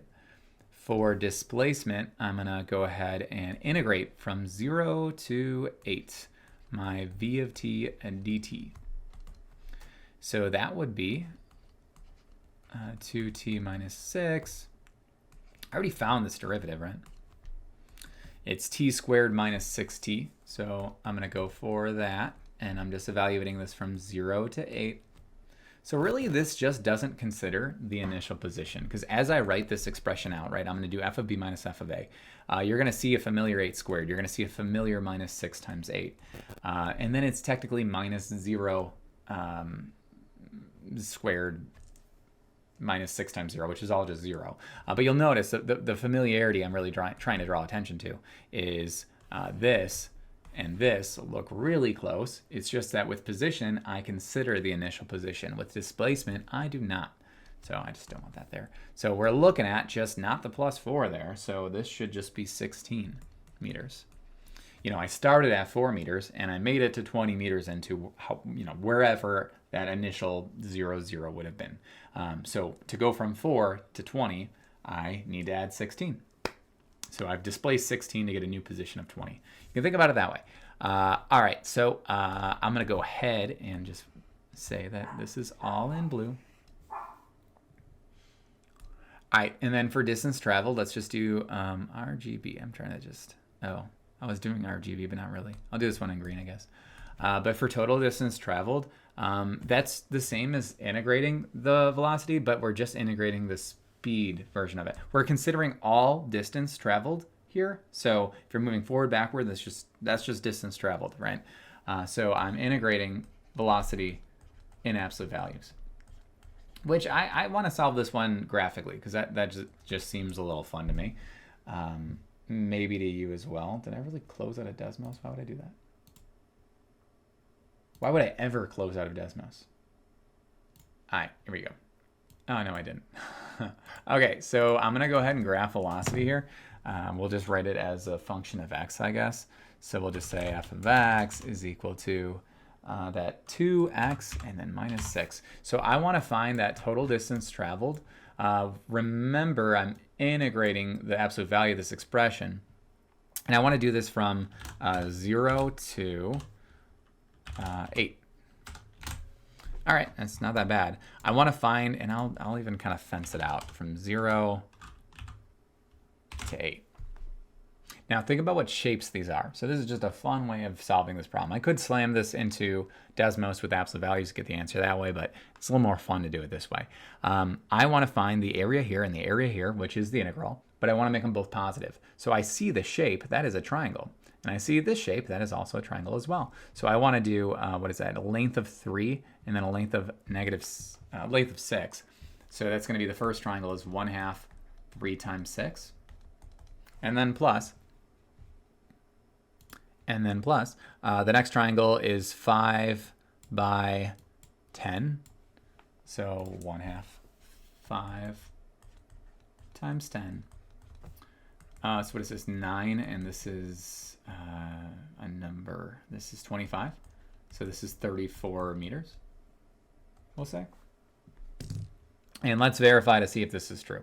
It better be, because I want to integrate this now from that 0 to 8. And actually, watch, I'll show you. You can just type in f of x since I've already defined it. Throw in that dx, and you get that 34. Okay. Looking good. So for the total distance traveled, we're looking at something like this. Difference between these three. All right, done with, we're halfway done. Done with chapter 5. I don't know where my brain is anymore. My brain's kind of done. I'm fried. Hopefully you're not, because you're doing this over the course of multiple days like a normal person. Sounds good. All right, so now we're just going to run through some basic antiderivatives. This page is actually quite quick. Don't forget your plus C on these. So you'll notice each of these had bounds, right? You were finding the area underneath that curve, generally some accumulation of change or some iteration of that. In these cases, we're just concerned with the antiderivative. So we don't want to have a numeric answer here. We're not finding a strict area. We're finding the inverse, right? And we need a plus C because we technically don't know if there was some like constant. So like I wrote, technically there was like a plus 0 here. I'll just kind of think about it this way. So like if I were to write the derivative of sine, right? The derivative or the antiderivative of sine. The antiderivative of sine is negative cosine, and then it's like plus C. Because if I were to take the derivative of negative cosine, and then, I don't know, let's just pretend there was a plus, this is a 6th chapter here, a plus 6. If I were to take the derivative of this expression, okay, the derivative of negative cosine is negative sine, so, you know, you got that match of the signs, that's great, and then the derivative of 6 is just 0, which is why you don't see any constant here. So you need what's called a constant of integration when this happens. So take the plus C. All right, we actually don't write plus C all too much. It happens, but just a little less often in Calc 3. Next one is just sine. Let's just go through some familiar friends, right? I guess I should save this since I'm making a key. The one thereafter, derivative of e to the x is e to the x, and the integral of e to the x is also e to the x. This one's a little goofy. This one's a natural log of absolute value of x, and the reason why has to do with the domain. That'll just be a super fast explanation. Let's try to do it in under 20 seconds here. 1 over x cubed. 1 over x is on the right side of the y-axis and on the left, whereas the natural log of x is just on the right side. So if we throw in these absolute values, that'll help us describe, why didn't I like that, the antiderivative for each of these, for the left wing and the right wing of the rational. Okay, these are goofy looking, but I swear there's a point to them. Let's try to take the antiderivative of each of these term by term. What I'll do first is I'm going to write this as 6 and then times x to the 1/2. So the point of this exercise is to help you realize that, okay, if your number is inside the radical or inside the function, that behaves a little differently. This would be plus the square root of 6 and then times x to the 1/2. This is x to the, okay, so there's a 1 here by default. Everything's kind of raised to the first power, so this is x to the 1/3. And when you have a square root, there's like a hidden little 2 here. So x to the 3/2 dx. All right, so we're going term by term. We're going to get x to the 3/2. The way we do this anti-power rule is we add 1 to the power, and then we divide by the new power. So next one will be root 6, and then divided by, well, adding 1, we're going to get to that 3/2. So we're dividing by 3/2. Same story over here, x to the 4/3. So we're dividing by 4/3. And then the last one, x is going to be to the 5/2 here. We're just adding that 1 again, and it's going to be 1 over 5/2 plus c. This is fine, but we can make it a little prettier. 6 over 3 over 2 is 2/3 of 6, so that's going to be 4. This is just 2. That's a 3 actually. 2 root 6 over 3, and then x to the 3/2. Next one here, this is 3/4. That's a reciprocal of 4/3, so it's 3/4, and then that's x to the 4/3 power. And then this one would be 2/5, and then x to the 5/2 power. I think that's it. Yeah, looking good to me. Okay.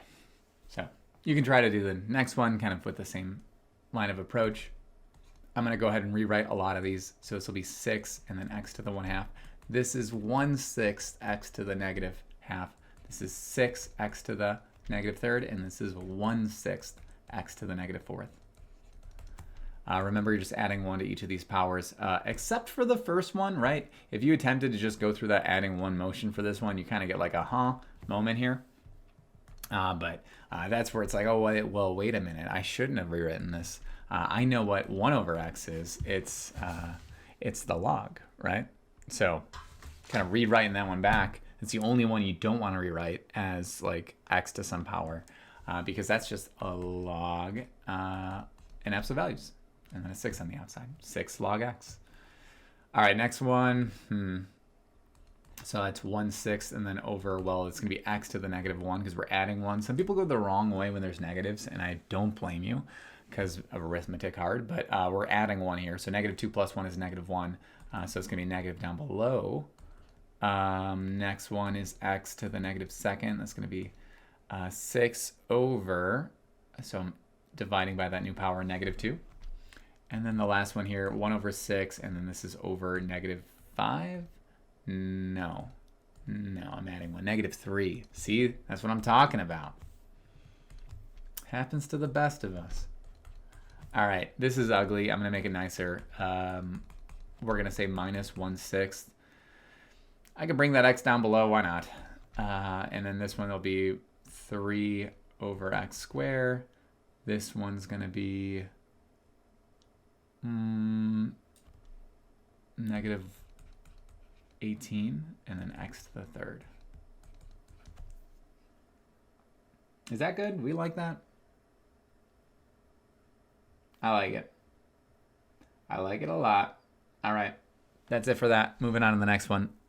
So for these two, you got to do some algebra first, right? So the idea behind like at least E and F, you were able to work term by term, right? Because you have pluses and minuses in between. But when you have other operations at play, you might need other tactics. So that could be a U-sub, that could be a biparts. It could also just be algebra or trig.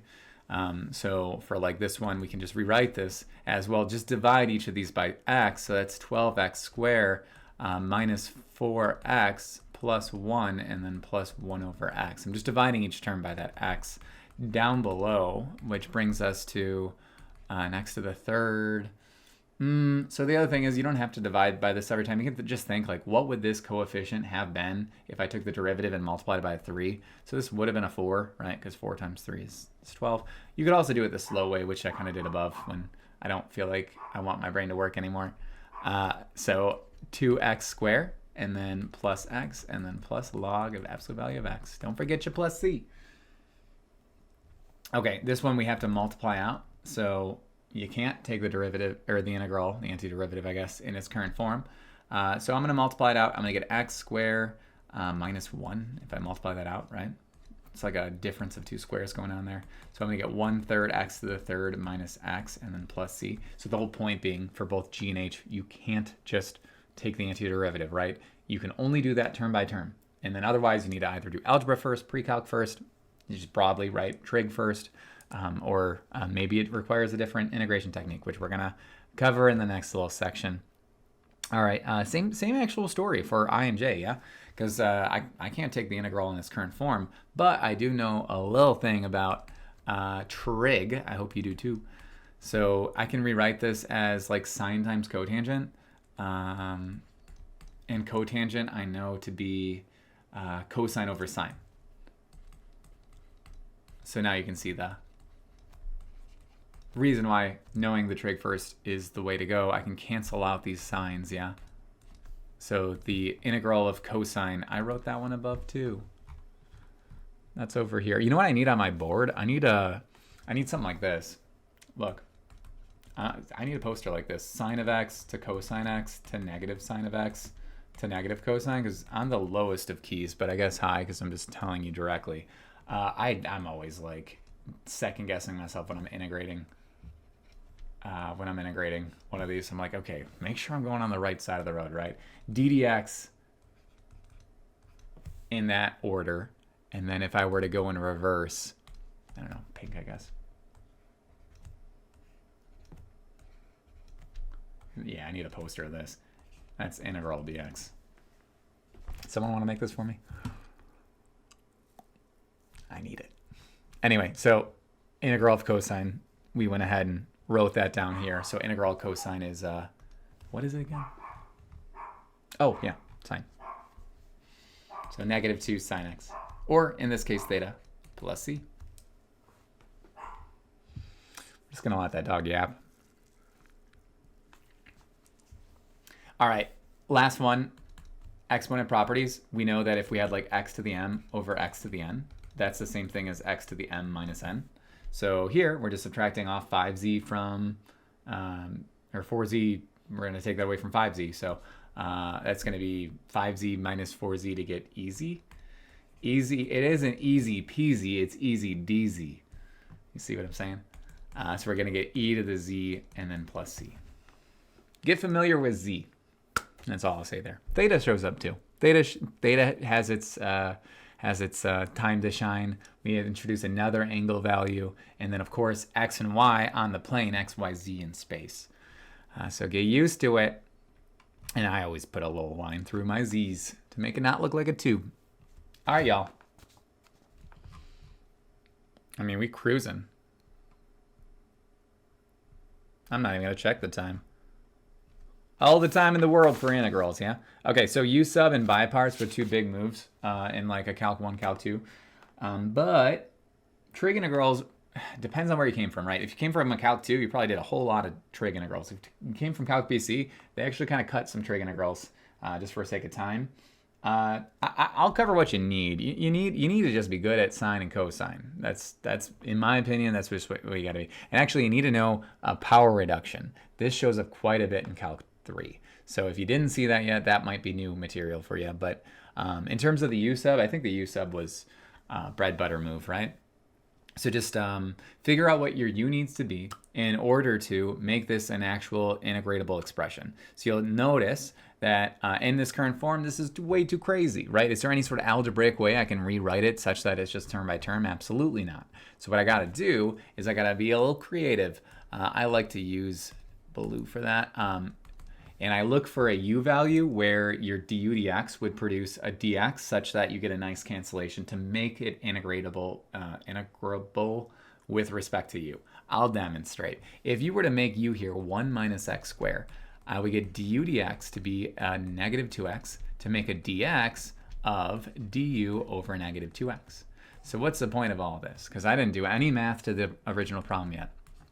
The idea is this x up top, minding its own business, just hanging out, saying, ha, you can't take the integral of me. I got this whole fraction going on.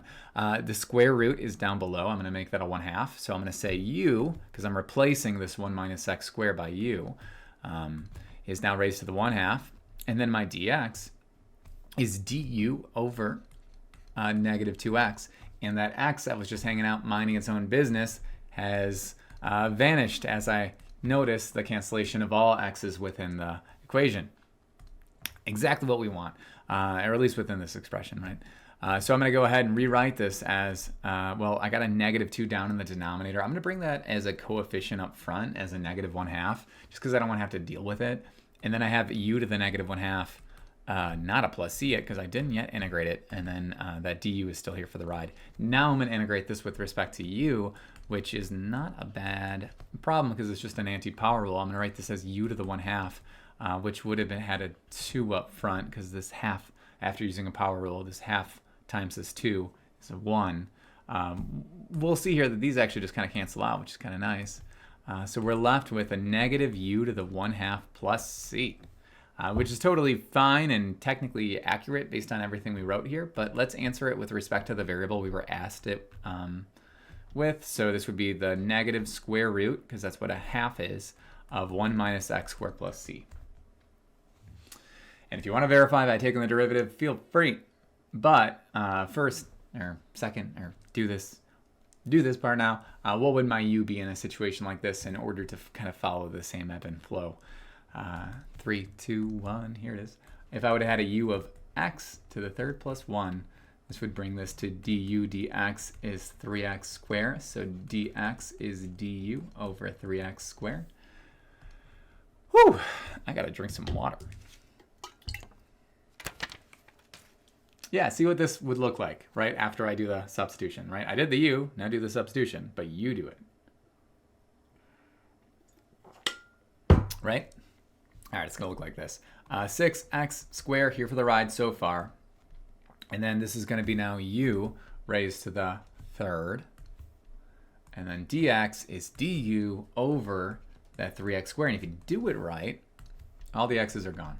Cancel out all your x's in life, people. I strongly recommend it. 6 over 3 is going to be a 2. Yeah, and I can bold that on the outside. So 2 integral u to the third du. Take that antiderivative u to the fourth, and that's going to be a 1/4 chilling up front, plus c. 2 over 4 is a half, so it's 1/2 u to the fourth plus c. Plugging back in that u value, you get a final answer of u x to the third plus 1 all raised to the fourth plus c. That's it. All right, so for the rest of these, we're going to introduce trig in most of them. And it's really just sines and cosines, very rare. I mean, to spoil some fun. Some, not a lot. Not a lot. Where's my Desmos? Why am I always acting out of Desmos? To spoil some of the fun. Think about why we might need sine and cosine over like tangent and cosecant in R3, which is like, oh, here it is. What? All right, whatever. And R3, which is this space right here.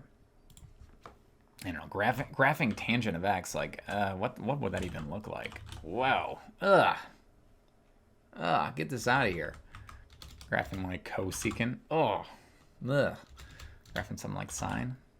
Actually, that looks pretty nice. I don't know, you get like some like wave looking thing. We just see sine. Okay, now that's starting to look kind of goofy. Oh, that looks nice and smooth. We just see sine and cosine a little bit more often with these graphs. I mean, look at that. You get those nice little waves here. Multiplying them. Oh, beautiful.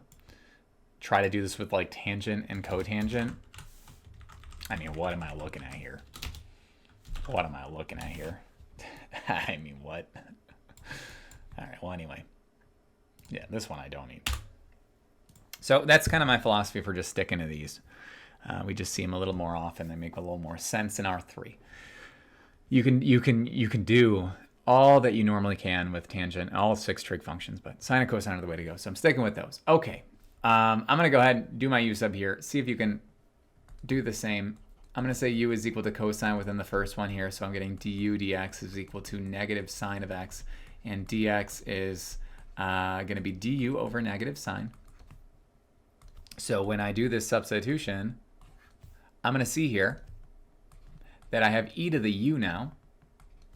And then my sine x, while here for the ride, not for very long, because you're going to see that dx is du over that negative sine. You see that cancellation. And that's the goal, that's the point, that's the dream, so that we have a nice, easy antiderivative. This is negative e to the u plus c, which is negative e to the cosine x plus c. Cool. All right. Think about what the u value is going to be for the next one. We got sine and cosine. Yeah, I mean, kind of a goofy one actually, but follow me here. If I make u equal to sine, my du dx would just be that cosine. So I already see the sacrifice. I got dx is equal to du over cosine, and we'll see that cancellation in a matter of seconds. You got that sine of x. You see that cosine. Well, this cosine is here for the ride. This sine was replaced with u. Oops. All right, but we're doing good because now we're going to replace that dx with du over that cosine of x. You see that cancellation there. It's gone, and we just have 1/2 u squared plus c. Plugging in that u, it's 1/2 sine squared plus c. All right, that's it for the u sub. U sub, very important, very important. Definitely the most important integration technique that came from before, single variable, right? Biparts next. Biparts is fine. Like maybe it shows up every so often within Calc 3. It'll definitely have its moments. Like you take a stats course, you take a probability course or actuarial course, whatever, an applied math course, or even like a statistics or physics. You'll see moments where like a biparts will happen, but it just doesn't really seem to happen as much in Calc 3 as the U-sub. So I use what's called DI method or tabular method. I mean, there's so many different names for it, but here's what I do. I find my column to differentiate, my column to integrate, and then I make my choice of differentiation by use of Lipit, if you remember that, or Liat. You may have learned Liat. These are pretty much the same thing. Logs, inverse trig, and then polynomial or algebraic is the next one, and then exponentials and trig are just always bad choices for the differentiation column. So generally it'll be the polynomial you want to differentiate. So it'll be x, 1, 0, and we do like this plus minus plus idea, and we're going to integrate cosine of x. So the integral of cosine is sine. If you're like, what is he talking about for all these? And you use the biparts formula, the integral of u dv is equal to u v minus the integral of v du. That's fine. Feel free to use this formula. It's the same thing. I'm just kind of like shortcutting it. Well, anyway, I have my integral of cosine is sine. My integral of sine is negative cosine, and I'm just going to go ahead and like highlight these like angled. I don't know. I want to call them rows. Angled rows. Why not? And the idea behind it is you can see here that v and du, that's kind of off by a floor. All right, derivative floor. So that's why we have that angled approach. Well, anyway, I'm going to go ahead and write this out. So final answer here, x sine x, and then it's a negative negative, so then a plus cosine x. Sure. Plus c. Yeah, why not? All right, last one here. So we got to go a little further. This one's technically a biparts and a biparts. It's not that crazy though. It's more of the same, just an extra like angled row. So I'm going to go plus minus, and that should be enough. I went one extra there that I didn't need, or I guess 2 extra. So this will be x squared, 2x, 2, 0. And then now it's e to the x, integrating into e to the x, you get e to the x, integrating e to the x, you get e to the x, and integrating e to the x, you get e to the x. So I love e to the x, and here are all my terms. So for this one, you get the x squared, e to the x minus 2x, e to the x. Ugh, I didn't really give myself enough room. Sorry. This is going to be my key later, so there we are. X squared, e to the x, minus 2x, e to the x, plus 2, e to the x, plus c. Okay, this is sort of a big moment here. So if you were in an AP Calculus BC, you likely didn't integrate these. You likely didn't. There's a little formula out there known as the power reducing formula, or half angle, sometimes it's called. So when it's written in this context, so we'll call it power reducing. You may have learned power reducing in like a pre-calc. So sine squared of theta is, which one's this one? Is this one the minus? Yeah, 1 minus cosine of 2 theta all over 2. You would learn it in as power reducing this way, and this is the way we're going to apply it. But like the primary way that it may have been taught in like a pre-calc would be double angle, if you remember that. So the double angle was if cosine was isolated here. So that would be, geez, I can't even do the math. I believe I can. So it'd be 2 sine squared theta and then like a minus 1. So it'd be the cosine of 2 theta is equal to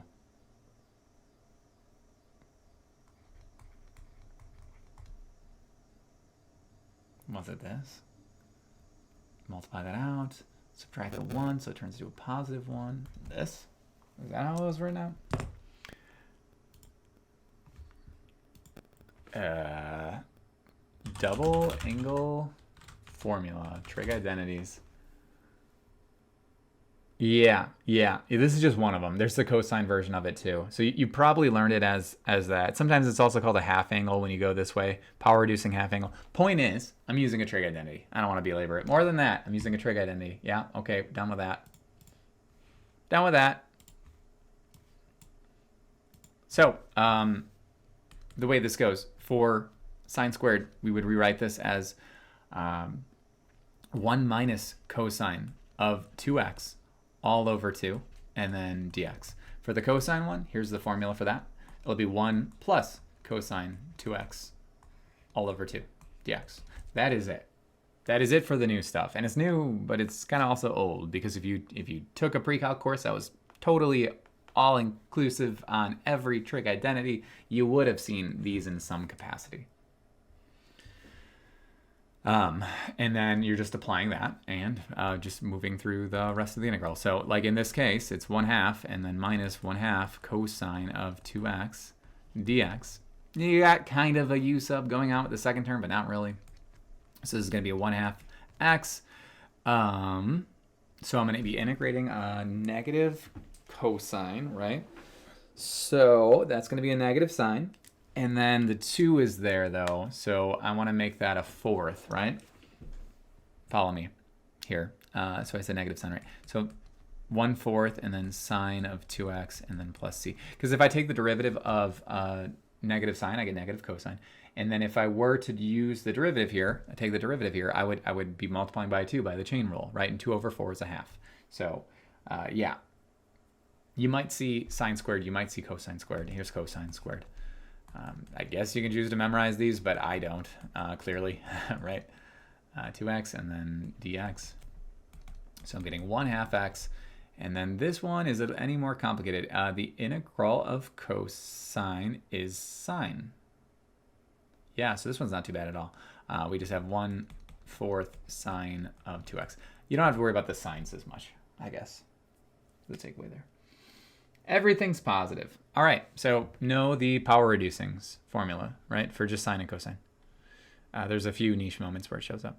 All right, and then we can actually see them, the use of some other trig identities now with an I and J. Depending on how deep you got into it in Calc BC, you may have seen these. I would say you definitely saw them if you took a general Calc 2. So the way that we apply some other trig identities here. Well, I see a sine cubed. I don't have another formula for sine cubed. That would be crazy. But what I do have a formula, though, for is the Pythagorean identity, which is going to help us. I'm going to be taking Pythagorean identity, coupling it with the U-substitution. You're about to find out right now what I'm talking about. If I rewrite sine cubed, so this is phi, by the way, and we're going to see phi quite a bit in Calc 3. So if I have sine cubed, I can rewrite this as sine of phi times sine squared of phi d phi. You might be thinking, why would you write it this way? Well, watch. I have this sine phi here, which I'm going to kind of write over to the right side. I have this sine squared. I can rewrite this as 1 minus cosine squared. Why would he be doing that? Well, because if I were to set my u equal to cosine, check out what happens to that sine. I get cosine of phi, so I'm going to be taking the derivative here with respect to phi. I get negative sine phi. So d phi, which is this expression, and if that phi is stripping you up, it's just like an x, is equal to du over negative sine phi. All right, so what am I left with? On the inside here, I get 1 minus u square. So 1 minus, there's my u, squaring it. And then I got my sine phi here for the ride, but again, not for long, because I get my d phi is du over negative sine phi. And I see that cancellation. Get out of here. That's how we know we win. Taking the antiderivative, I'm getting u, and then minus 1/3 u to the third plus c. Replugging back in your cosine, I get a final answer of cosine phi minus 1/3 cosine cubed phi plus c.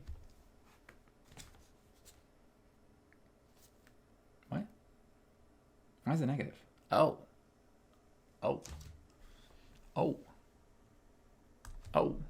forget about that. So yeah, that negative was there the whole time, huh?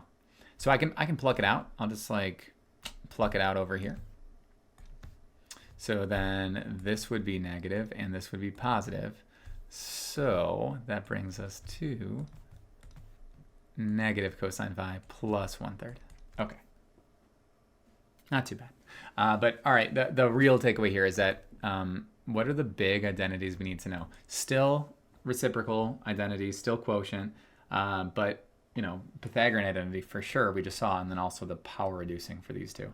So you're going to do something similar within J. You have to kind of cleverly break down how many sines and cosines there are. So that's like my hint, I guess. I'll do that for you in like 3 seconds. So if you want to play around with how you would break this down, now's your time. But here's how I'm going to break it down. I'm going to break this down as the following. My hand is hurting. I love doing math until my hand hurts. It's my favorite. Not really. No, I want to write this as sine to the fourth of v, and then I'm going to write it like this. Cosine squared v, cosine v, dv. All right, so if you see it, then go for it, but I want to apply a Pythagorean identity next. So we're kind of practicing like the skill that we kind of saw in I. So what would I replace and with what here using a Pythagorean identity? 3, 2, 1. Hopefully you thought with me the cosine, right? Because I have the sine of the fourth v. And if I rewrite this cosine square as 1 minus sine square v, this cosine v is here for what you'd expect, the u sub, right? That remainder. I like to call this like the sacrifice, and you'll see why right now. Because we had all these sines and cosines. We had 7 trig factors just sitting here. And one hero needs to be the sacrifice to make this an integratable expression. If I set u equal to sine of v, du dv is cosine v. So that would make dv equal to du over cosine v. And our hero, here to save the day,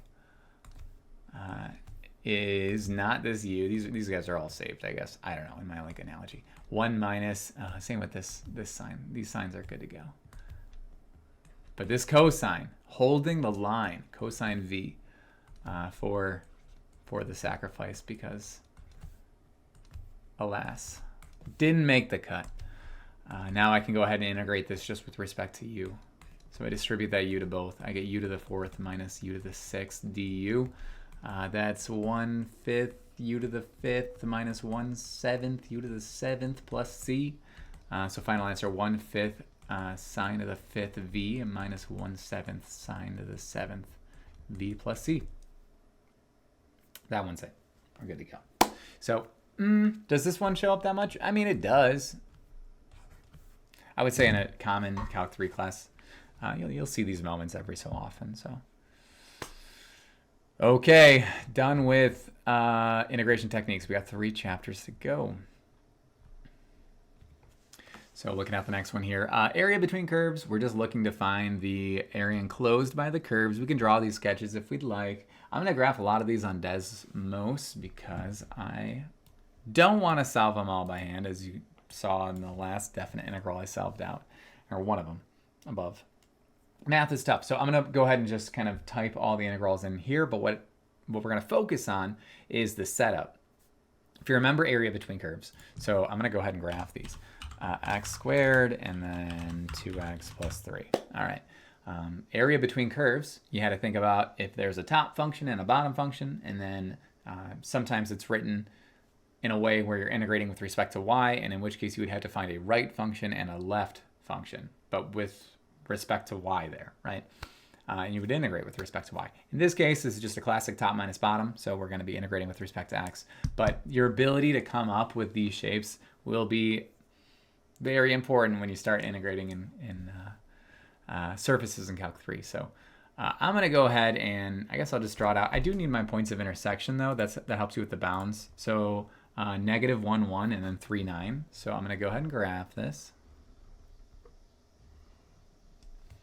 I don't know. So this is blue. This is green, I guess. All right. So we had, and I guess I'll always do this in red. -1, 1, and then 3, 9. So if I wanted to write this integral out that represents this area, which, I don't know, I guess pink is how we're going to write this area. We would write this as integrating from -1 to 3, those are my x bounds, and then top minus bottom. So my top is going to be that line. It's above the blue parabola, right? So yeah, I guess I can color code this one. So it'd be 2x plus 3.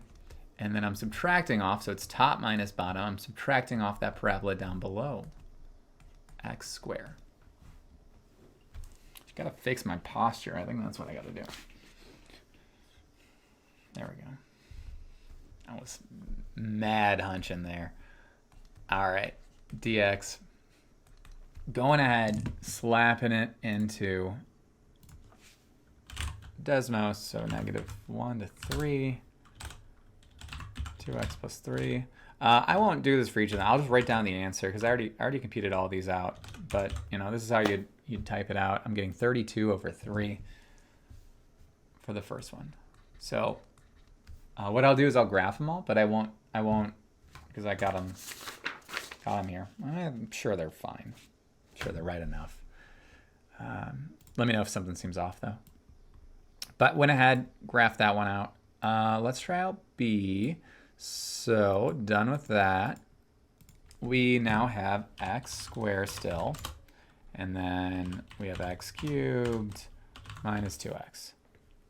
All right, so we have two regions for the area between the curve here. We have this little sliver right here, and then we have this much larger region. So -1, -1, or -1, 1, 0, 0, and then 2, 4.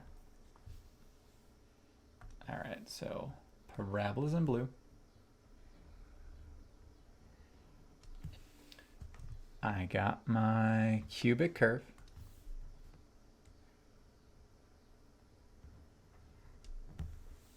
And then I have my two regions of interest. I have this little region right here, and then I have this region right there.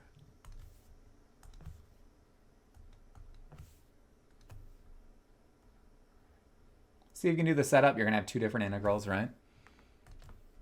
And then your points of intersection were -1, 1, 0, 0, and then 2, 4.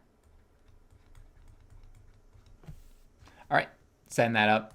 We're going to write this as two different integrals. So our first area is going to be represented from -1 to 0. And the top is x cubed minus 2x. Bottom is x squared. So those will flip-flop for the second half as the floor and ceiling change. So from 0 to 2 of x squared up top, like I said, minus x cubed minus 2x down below. And that brings us to, if you click and clack into a calculator, you'll get 5/12 plus 8/3. 5/12 is a little smaller than 8/3, and then we get 37 over 12 in total. So for each of these on this page, I'm mostly focused on the setup, right? Setup is most important. That's like the new thing, right? Otherwise, we've done enough antiderivatives and we've done enough, f of b minus f of a kind of stuff. All right, definite integrals, yeah. Next few we got here. Now these will kind of be like sideways in some ways, depending on your perspective. But if we have a normal xy plane, viewing it where x is horizontal, y is vertical, that'll kind of feel sideways. So we're looking at something like this. Very similar to the case above, just kind of sideways. We're looking at intersections at -3, 1, and 12, 4. All right, so graphing these. You see this sideways parabola and this line.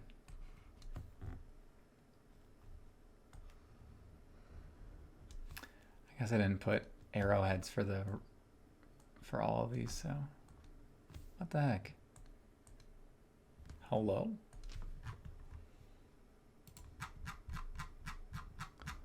All right, we're drawing arrowheads. Why are you here now? No, we're not. Why'd you move there? All right, here we go. All right, so where were those points of intersection at? We had one at -3, -1. And then we had another at 12.4.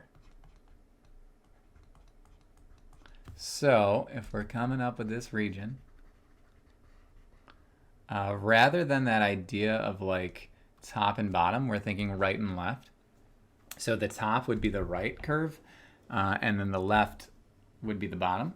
So, and we're also integrating with respect to y as well. So keep that in mind. If we're integrating with respect to y, we're looking at the y value. So this will be from -1 to 4. And our right expression is the 3y. And then our left is the y squared minus 4 dy. So if we click and clack, slap that in, I guess we get 125 over 6. Okay. Looking at the next one, we have another case of right and left. So these are both written with respect to x. The constant's not too bad, but the cubic, I definitely need to graph that one. That's what it looks like.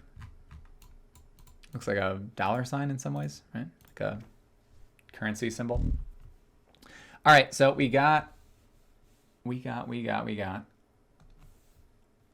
blue as the cubic. So I'll just draw it. I don't know. No, it doesn't go that far.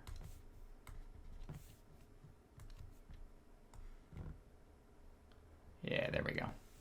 And then green will draw that vertical line. Let's make it more vertical than that. Cool. Last try. Okay. And that's going to help us find this little sliver, tiny little area here. There probably is some symmetry playing on. I probably can just double one of them. I definitely can. But let's just go ahead and set them each up. If you want to like play around with symmetry, sometimes it can save a little bit of time. But if you're like ever not sure, then I wouldn't really play with it. So we're going to say the first one. So we're going to do, we'll do the bottom one first. So this point of intersection is at 1, -1. This one's at 1, 0. And this one's at 1, 1. So again, we're looking at the y value. So if I'm going to start with the bottom region, we're going to go from -1 to 0. And I want to do right minus left. So the right curve is blue. So that's going to be y cubed minus y plus 1. Ooh. And I'm writing them all in black now. I'm just trying to stay consistent for my key, sorry. Y cubed minus y plus 1. And then I'm subtracting off, oh, look at that, subtracting off this left curve, which is just the line 1, dy. And then I'm going to add, well, I'm integrating from now 0 to 1 for the second region, and then these flip-flop. So this is going to be 1 minus y cubed minus y plus 1. All in parentheses. Just be careful with how you type that out. If you don't have this trinomial in parentheses, you wouldn't get that nice distribution of all the negatives, and you're going to get something goofy. We're really just looking at 1/4 plus 1/4, which is 1/2. Right? Quarter and a quarter is a half. Okay. All right. For the next two here, these get a little... So, all right, you got the premise here. Top minus bottom for the first two. Right minus left for the second two. These two is kind of like player's choice. Like, either or will work. Doesn't matter to me. So I guess I'll practice writing them in both representations because that's how they're designed. Sometimes you got freedom to set it up how you like. Because if I were to graph this, the nice thing about Desmos, you can graph it in the form that it's currently in. You don't have to solve for a variable. You get this expression. Okay. And we want to, or graph, not an expression. We want to find this little region. We don't really ever touch this wing of the curve. We only touch over here. So this is from 1/2, 2 to 2, 1/2. You see some symmetry about y is equal to x. Some nice symmetry there. Look at how that works out. All right, well, symmetry doesn't matter as much, but you'll see it in play when I write the algebraic expressions. If I write this first one in blue, or draw this first one in blue,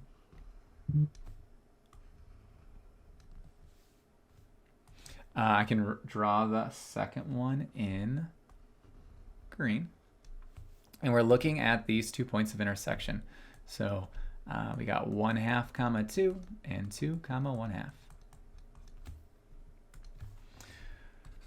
All right, so I can express it in one of two ways. I can either integrate with respect to x first, so that would be from 1/2 to 2, and this is where it gets kind of goofy. If I integrate this with respect to x because of the symmetry, I would solve for y, and I would get 1 over x, and then that's going to be my bottom, sorry. So I would solve for y here, so I'd subtract the 2x, divide the 2, I would get 5 minus 2x over 2, and then minus 1 over x, okay? That's going to be with respect to x. If I were to write it with respect to y, though, check this out. You have this kind of like interesting sort of symmetry going on here. So if I were to solve these for x, you know, functions where the input's y and the output's x, I'm still going from 1/2 to 2. I'm just, instead of going from 1/2 to 2, the x values, I'm going from 1/2 to 2, the y values. So 1/2 to 2. And if I solve for y, look at this, or yes, solve for x, I get 5 minus 2y all over 2. Interesting, right? Because that's my right curve.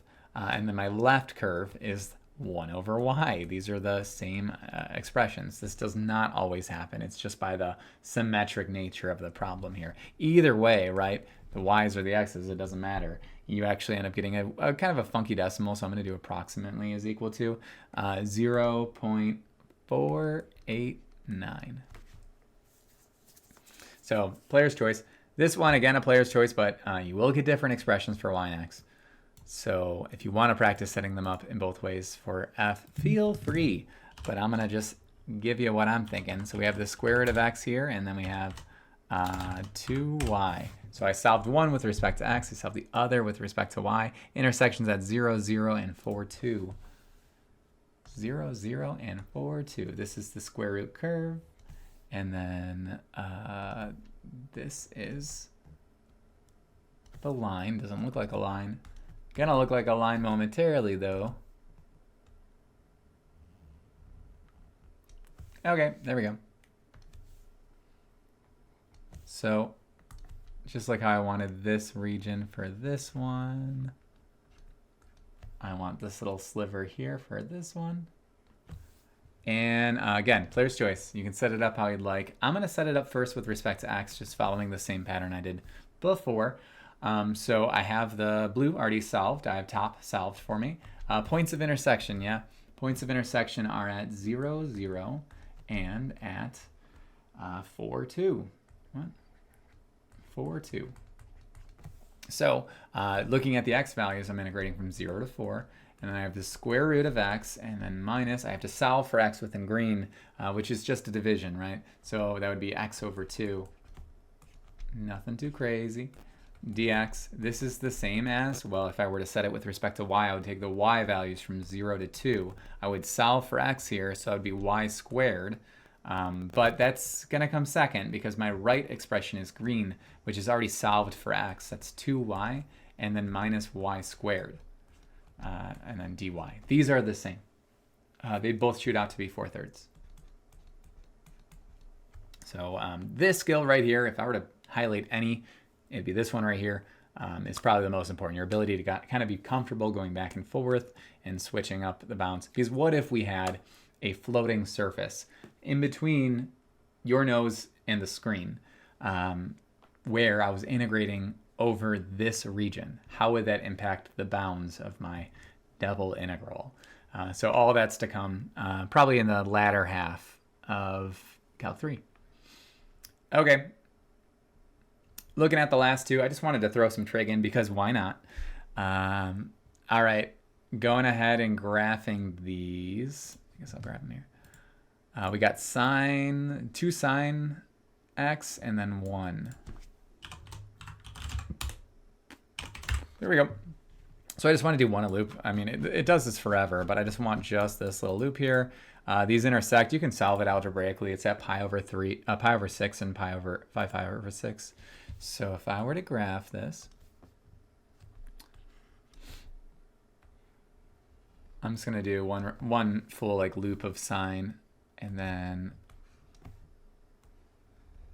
creating this little region.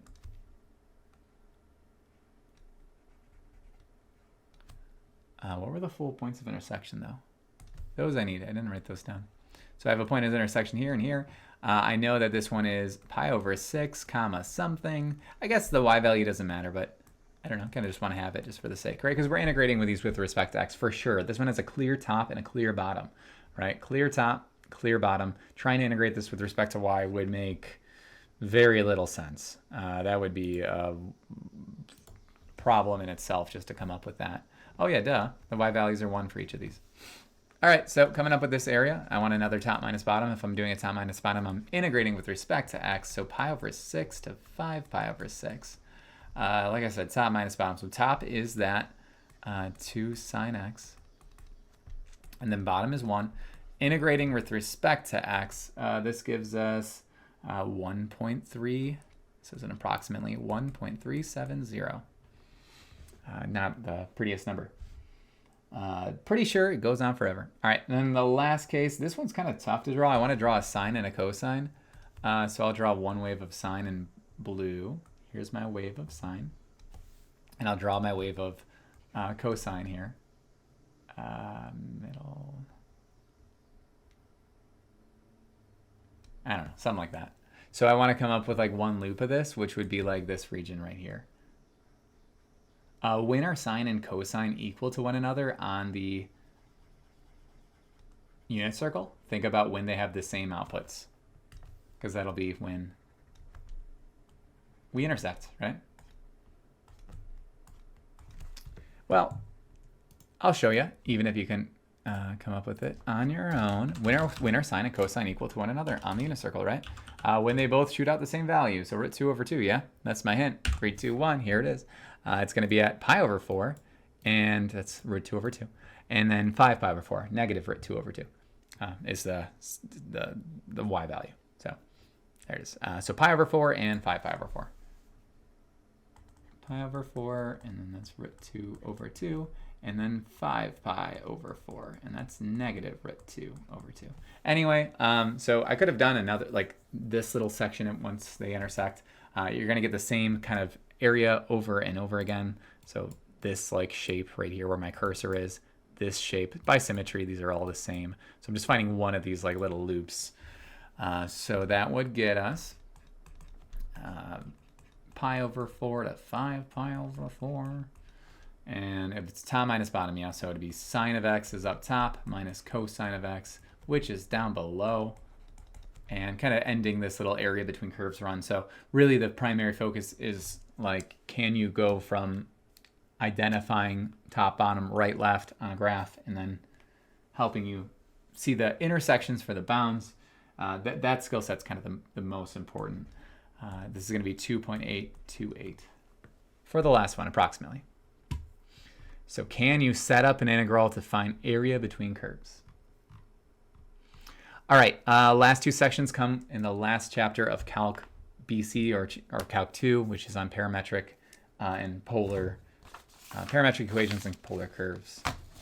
Almost there. This one's going to be a long one, I can tell. All right, so what is a major benefit of defining curves parametrically?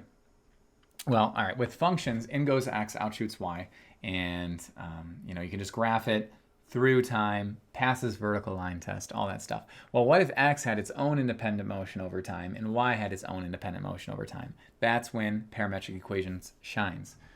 So when you have independent x and y motion with respect to time. So when you have independent x and y motion, and we'll say like with respect to time, because generally we make that that input variable t for time. It doesn't always have to be that way. Eventually we'll start parameterizing surfaces with respect to two time variables, and that's where it gets kind of weird. So time is we're going to just kind of sell it as time for now, and then unpack why it's not exactly just that a little more in Calc 3. But for now, here are the curves that we would expect you to know how to parameterize in Calc 3 once you get to the sections where you're doing a lot of parameterizations of curves. You got to know how to do a line, circle, ellipse, and then like what if it's given as a function. So really ultimately for each of these, you're coming up with an x of t and a y of t. an x of t, and a y of t for each and every one of these. So I don't know, just going ahead and driving home that point right now and writing them each out so you know what's up. Okay, so studying just the x values, we're seeing it's a line. I would kind of observe this from, okay, we start at 1. We start at an x value of -1, and then we go to an x value of 2. So I'm really just adding 3. And if I were to just say, okay, in 1 second, let's add 3, this is not a crazy idea. I would just go from -1, I would add 3, and t could kind of be like my input variable, right? So 3 would serve as my slope. Consider how this works out perfectly fine. If I were to plug in 0 into this x of t, -1 shoots out. If I plug in 1, -3 plus, or -1 plus 3 is equal to 2. 2 would shoot out. That's all you need.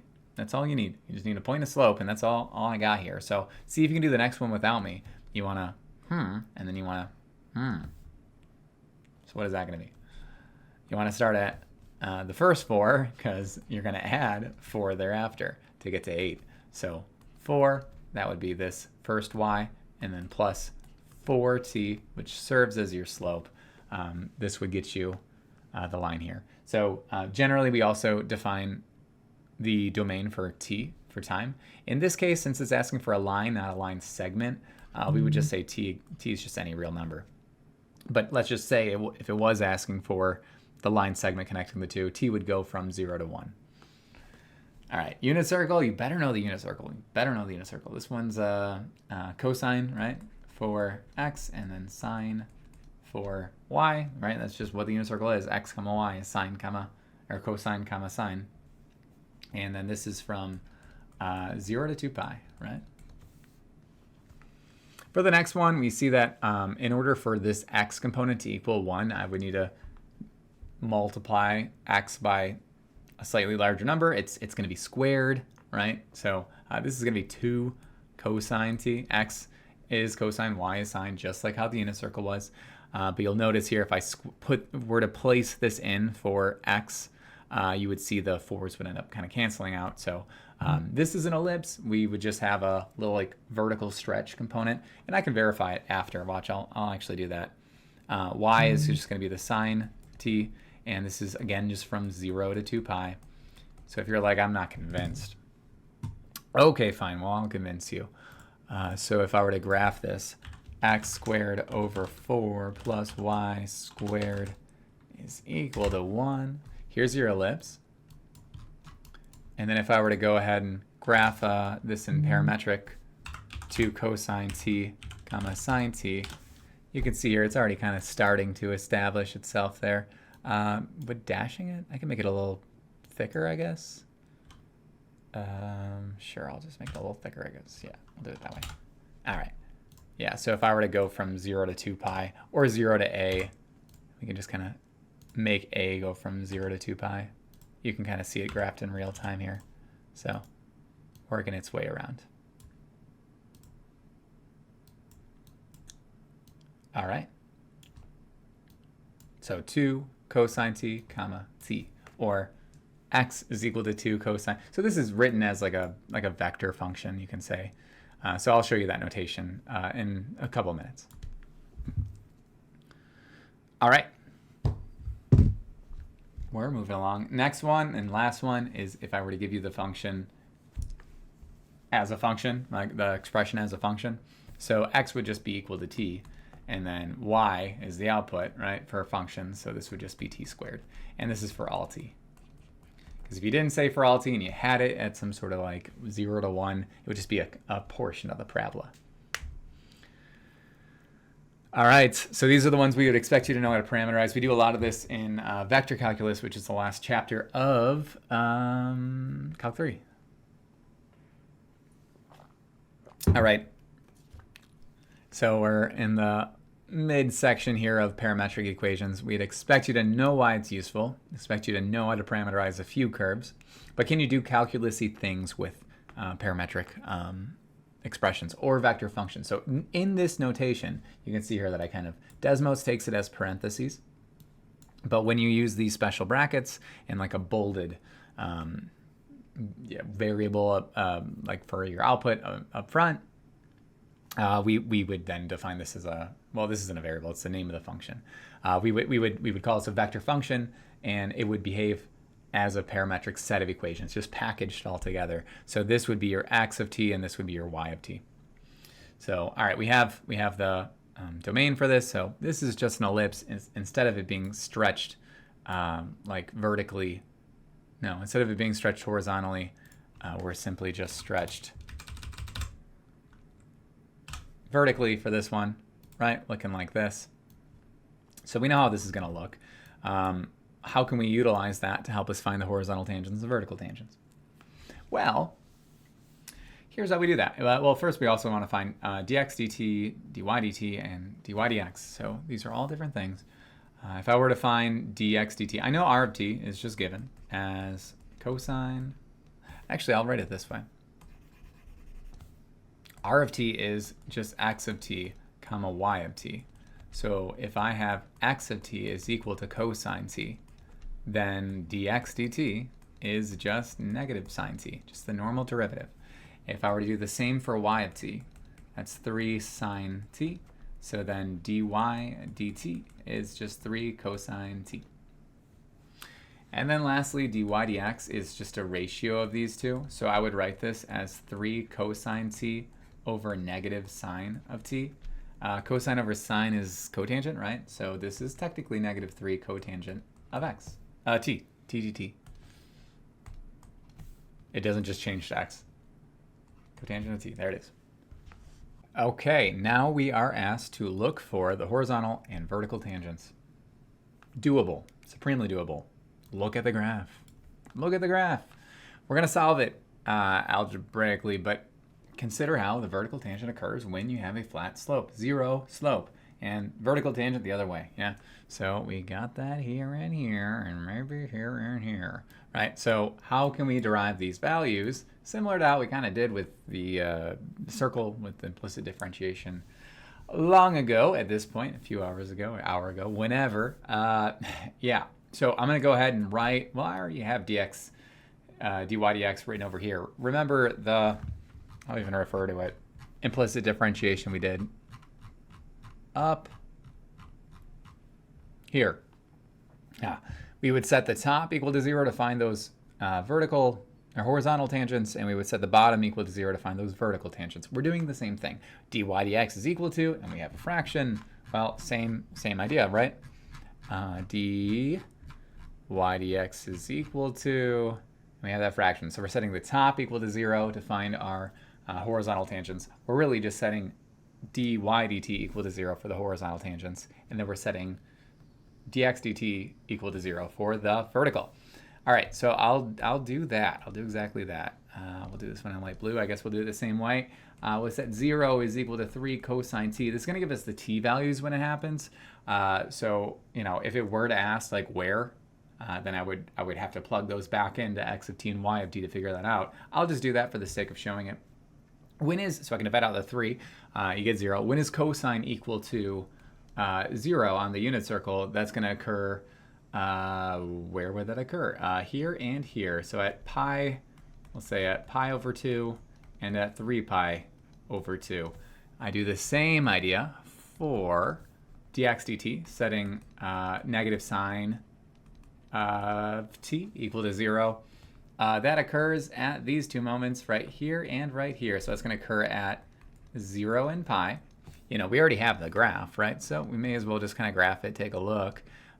This is my curve. That is way too stretched out. We're going to do something like this. All right, here's my ellipse. You know, we have these moments.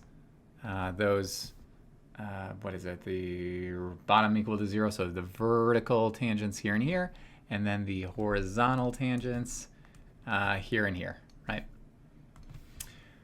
All right, well, we have the time values. If I were to find the x and y coordinates, I would plug them in. So I would find, I guess I can write it out. So I'll say, and then we're going over here, r of 0. That would be at cosine of 0, which is 1. And then 3 times 0 is just 0. So we have 1, 0 is one of the vertical tangents, as we would expect, right? The other vertical tangent is at pi, so that is going to be at, what is that, -1, 0. So the reason why I'm being a little picky, by the way, of writing like bracket -1, 0, so parenthesis 1, 0, is that these are technically vectors, and it's like pointing to that location, and then the ordered pair is where it's pointing to. That's just me being picky, but you got 1, 0 for that, and then just running through the next two. I have my pi over 2. If I were to plug that in, cosine of pi over 2 is 0, and then 3 times sine of pi over 2 is just 3. So our last two solutions here, we're going to get 1 at 0, 3 for the horizontal tangent, and then the very last one, 3 pi over 2. So that's going to be at 0, -3.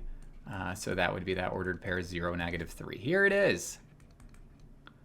All right, so these were the horizontal tangents.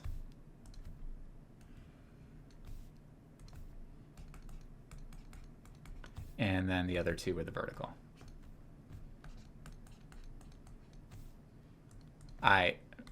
You've seen me make my key pretty enough. Let's move on to particle motion. Over the plane, or in the plane, you could say particle motion in the plane, where we have an independent motion for x and an independent motion for y. It's the third time we're doing like particle motion-y things, but we now have additional reason to, because we have independent free motion for x and free motion for y. That's how most things move, right? Where your movement left-right isn't dependent on how forward or backward you are. You just have free motion. So you have a particle moves on the plane, and r of t, we're just going to say that's its position vector. And we're also just flatly given the velocity vector, measured in meters per second. And we know the particle's position at time 1 is 3, 4. So find the speed of the particle and the acceleration at 2. Let's do it. So we know speed to be the magnitude. So generally, if I had a velocity of like just a single value, like -2 meters per second, the speed would just be the absolute value of that, meters per second. So 2 meters per second. That's how fast you're moving, regardless of direction, right?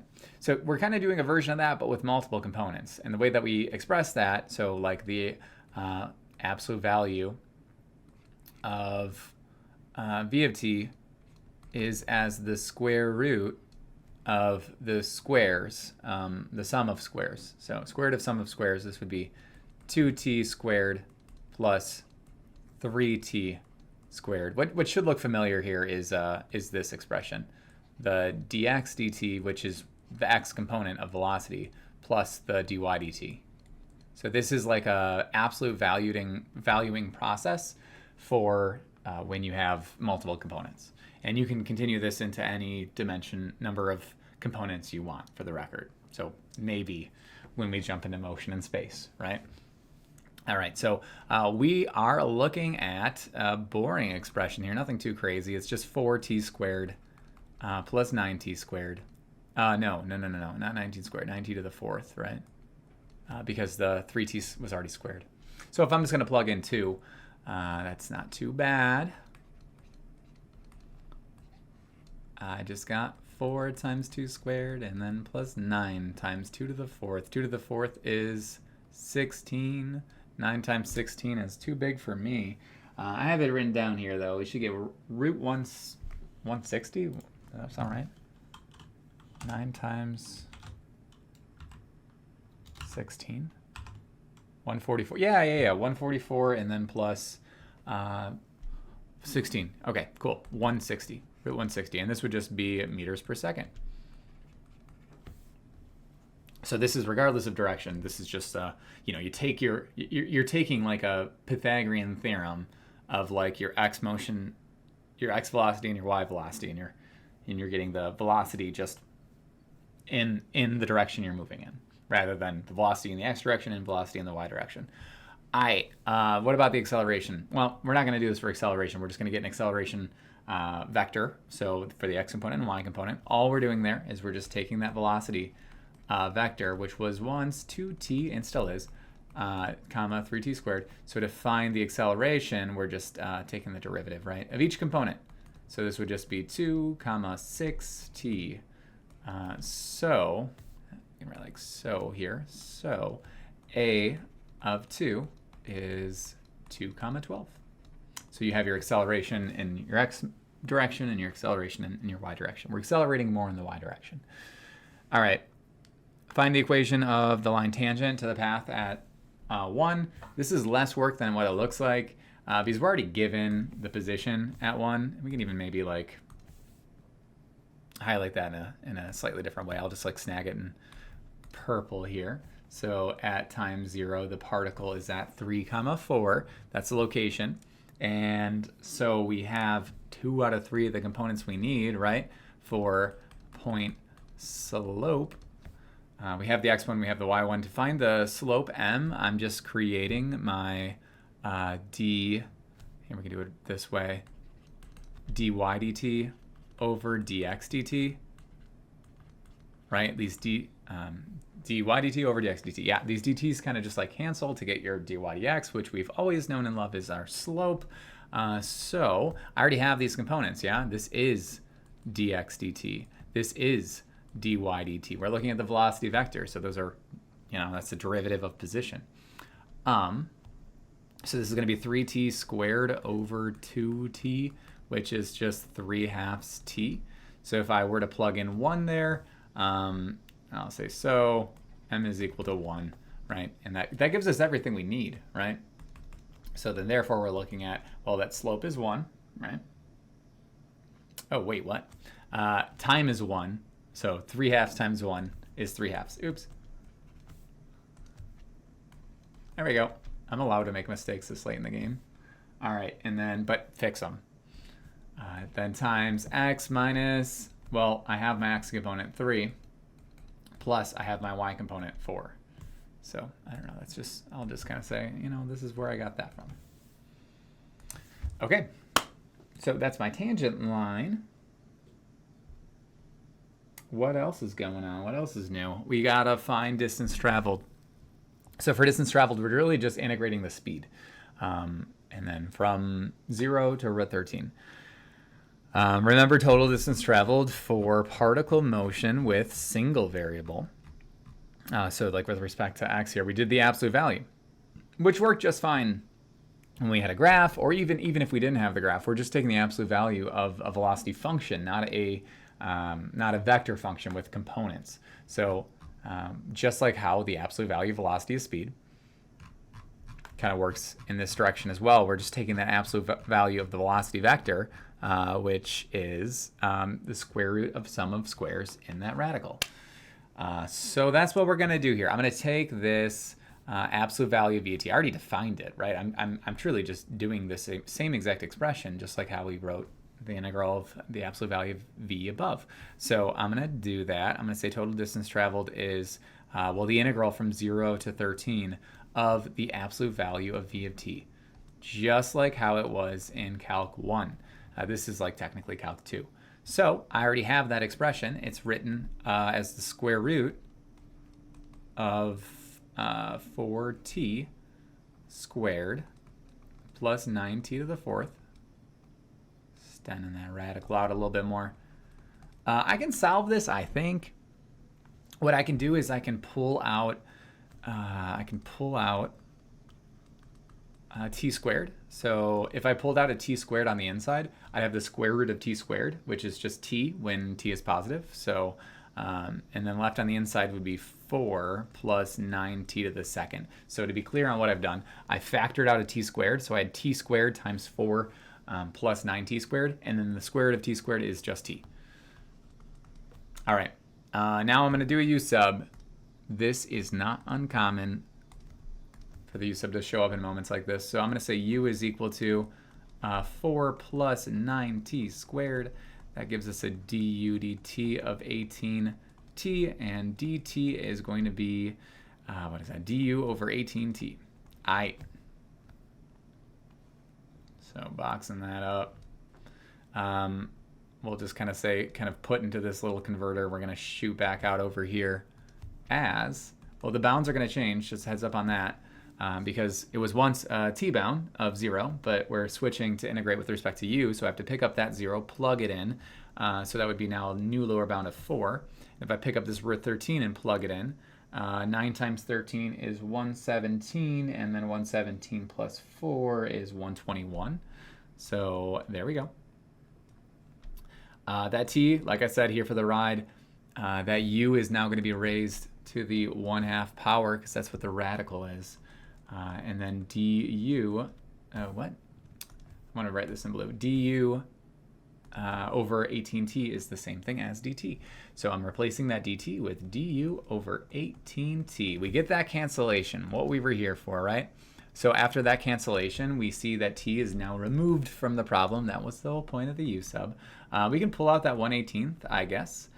Take the antiderivative, so it's going to be u to the 3/2, so that's going to be a 2/3 sitting up front, and we're evaluating this from 4 to 121. This is actually nicer than you would think it would be. This coefficient here is going to be 1 over 27, I guess, right? Am I dumb? 1 over 27? I don't think so. Yeah, I'm good. I'm good. So 1 over 27, and then I want to do.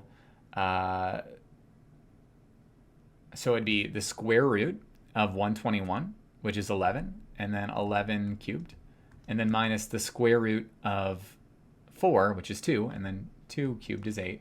So whatever that is, I think that's it. 1 over 27. I'm just going to slam it into my calculator to make sure it comes out to something pretty. I think I made it that way at least. All right. Final answer, 49. And remember, this is distance traveled, so this is going to be meters. All right. Whereas over here we had meters per second. All right, and then if I wanted the position of the particle, I can do that, right? Yeah. So what I need to do is I need to find r of t, which I have enough information for. I just need to integrate each of these velocity components and make sure to consider the initial particle position, right? So here's how we're going to write this one out. We're going to say that r of t is equal to the integral of v of t dt, yeah? So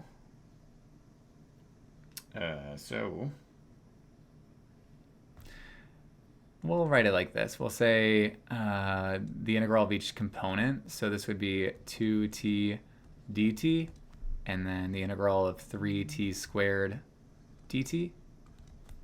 You can see me down here, right? Yeah.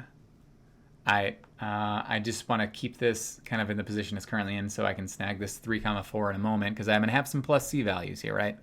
I'm going to have t squared plus some c value. I'm calling it c1. And then t cubed plus c2, some other different c value. And then what I can do thereafter is I can say, well, all right, I know that at time 1, my x component output is 3.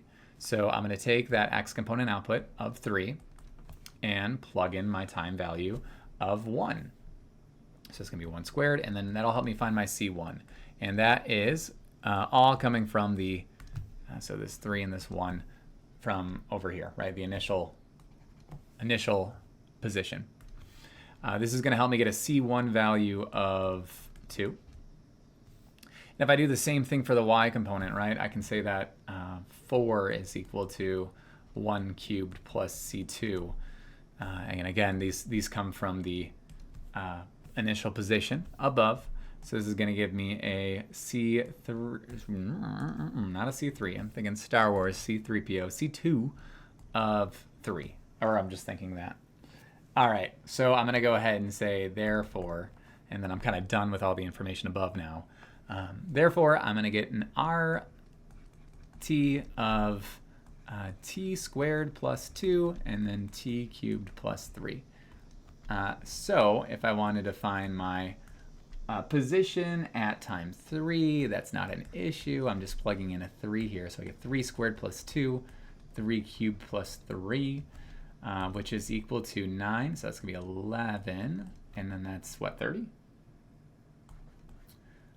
So final answer is at 11:30. 11:30. That's the position at time 3. All right, y'all. I'm burning out here.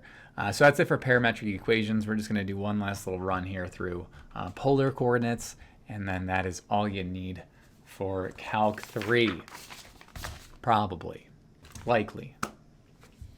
All right, so what is the major benefit to graphing in polar coordinates? Polar coordinates, parametric, and vector, that whole chapter is a great baton pass into multivariable. The reason why is because we're no longer integrating with respect to just x with functions. We're now playing around with other things. We're integrating vector functions. We're integrating functions of several variables. We're finding line integrals, surface integrals. So these are all like different ideas with the derivative and integral.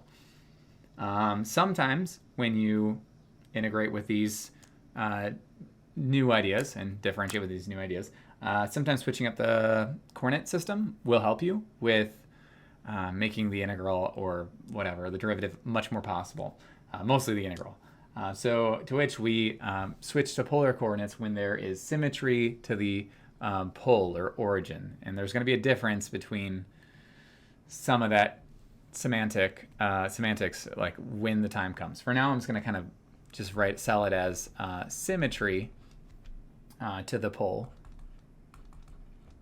/ origin. I'm just going to leave it like this for now. When you have, or some sort of like circular symmetry or radial symmetry, sometimes it's called. When you have circular or rotational in some ways, when you have circular, is that how you spell circular? Circular symmetry to the pole.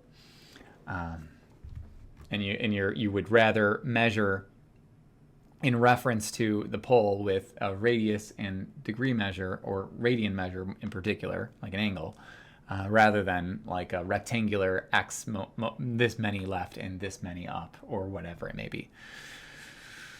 Okay, so let's convert some of those rectangular coordinates to polar coordinates. We need to know a few equations for this. So if I have root 3 comma 1, these are rectangular. So here are my converters. If I had some sort of point, we'll just say it's x comma y. Well, okay, if we're thinking about radius and angle, here would be our angle, and here would be our radius. This would be my x, this would be my y. So you're just using good old SOHCAHTOA. SOHCAHTOA. I can establish some useful equations. Well, first off, the most obvious equation to use with that on this right triangle is the Pythagorean theorem. So x squared plus y squared is equal to r squared. That's one way to convert. So if you wanted to pluck out your radius value, you would just take the square root of x and y, the square root of sum of squares, right? What else? If I wanted sine, so that sine would be opposite over hypotenuse. So I would say the sine of theta is equal to y over r. So y is equal to r sine theta. It's the same logic for cosine, which is x over r. So x would equal to r cosine theta. And then the last one, if I wanted to not involve the radius at all for tangent, we can say that the tangent of theta is equal to y over x. So if I was just looking for my theta and I had my x and y, I would take the arctan of y over x. All right, so looking at the first one, I want to find my r and my theta. I want to use Pythagorean theorem first. I could graph it out, just kind of see where it's at. So like root 3, 1, it's like here-ish. That could sometimes come in handy, graphing it out first and then thinking backwards. It'll help you with like your radius. And not with your radius, with your angle, because you have a good sense. Like I know that I'm in the first quadrant, you know. So if I wanted to come up with my radius, that's the square root of sum of squares. I got my root 3 squared plus my 1 squared. That's going to be the square root of 3 plus 1 to get root 4. So my radius is 2. And then if I wanted to find whatever this angle is, it's a small angle, right? I would use the arctan. I would say that, well, theta is equal to the arctangent of, okay, so arctangent is y over x, so 1 over root 3. When do I get this ratio of 1 over root 3 on the unit circle? Well, consider how if I were to have divided each of these by 2, I would be at the ordered pair root 3 over 2, comma 1/2, which is the first like little angled moment within the first quadrant. That's at pi over 6. So really what we're going to say here, so this would be pi over 6, right? That's just that like 30-degree angle there. So then therefore this kind of brings us to an r comma theta of 2 comma pi over 6. Feel free to practice with the next one, or you can do it here with me right here, right now. So if I wanted to graph 4 comma negative 4, that would be somewhere down here, right? 4 comma negative 4. So I know I'm going to have a pretty intense angle, like an angle between 3 pi over 2 and 2 pi. It's in the fourth quadrant. All right, so let's go ahead and find that radius though first. So I'm going to go ahead and take the square root of sum of squares. What is that? Root 16 plus 16, so the square root of 32. That's not a pretty number, but can I factor something out? I sure can. I can make this root 16 and then root 2, so that would be 4 root 2. So, okay, can't really do much with that. It's not an integer value, but it'll do. And then I want this pretty intense angle. It's like all the way wrapped around. So I have the arctangent, yeah. So thinking about that y over x ratio. Whoa. So you got me there. That's going to be a -1. Yeah, so let's think about that. When do we get a tangent ratio of -1, your y and your x? That's going to occur either right up here in the second quadrant or obviously down here, which is where we're at in the fourth quadrant. And that's one of those pi over 4 values. That's 7 pi over 4, right? You can also think about this as another number, right? Or negative pi over 4. So then, therefore, that's a really ugly therefore. We'll say that our r comma theta is 4 root 2 comma negative pi over 4. Or 7 pi over 4. Either work. Both the same thing. All right, now let's go in reverse, yeah? So if we have polar coordinates instead, how can we figure out our rectangular coordinate? Well, this one's much easier. We already have the conversion formula solved for y and x respectively. So we just have to straight up plug and play. So x would just be equal to, using this formula, 1 times the cosine of pi over 3. Y would be equal to 1 times the sine of pi over 3. And this one's literally on the unit circle. So the cosine of pi over 3, what is that one? Cosine of pi over 3. That is the x component there, so that's a 1/2. And then this one's the root 3 over 2, right? I sure hope so. So then therefore that x comma y is a 1/2 comma root 3 over 2. I know my unit circle, right? I sure do. All right, I sure hope so. All right, we got x. And this one is now, so I'm just going through the same motion. Cosine of 5 pi over 3. This is not on the unit circle. It's just the radius is just a little larger. It's you can kind of just view it as a blown up circle. Still concentric, still centered at the 0, 0. So 6 sine for the y component. All right, 5 pi over 3 is a value I don't know very well. Where is that on the unit circle? It is in the fourth quadrant, right? And one of them's negative. I don't remember where this is. This one is at 1/2 comma negative root 3 over 2, right? Yes. And then negative root 3 over 2. So this would be 3 comma negative 3 root 3. Okay. So then therefore x comma y 3 comma negative 3 root 3. All right. Okay. Last two. Almost there. So you got to know the conversions, know the utility and purpose to polar coordinates, and then like what are the other things that you should kind of remember? Well, of course, all the different like Leibniz derivative notations. Tangent lines never go away. Length never goes away. And then area, it kind of goes away in some ways, but like this extrapolation of area is most important. So if I'm given, what is this one called? This one's called like a lemicon, right? Or it's not pronounced limacon. I think that's how it actually is pronounced. See, it doesn't even really like the spelling. Microsoft Word doesn't even like the spelling. All right, so I have this limacin, and it's graphed to the right here. So I want to find all the derivatives. dr d theta is just how does the radius change as the angle changes?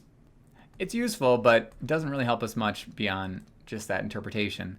So in this case, I'm just taking the derivative with respect to theta, which is just going to be 2 cosine theta. And I'm really kind of done with that pursuit. But for dx d theta, dy d theta, and dy dx, all these kind of behave together because I need to utilize my formulas. I have x is equal to r cosine theta. I have y is equal to r sine theta. So when I plug in my r, which is my output here, I'm going to have 1 plus 2 sine theta times cosine theta, and then 1 plus 2 sine theta times sine theta.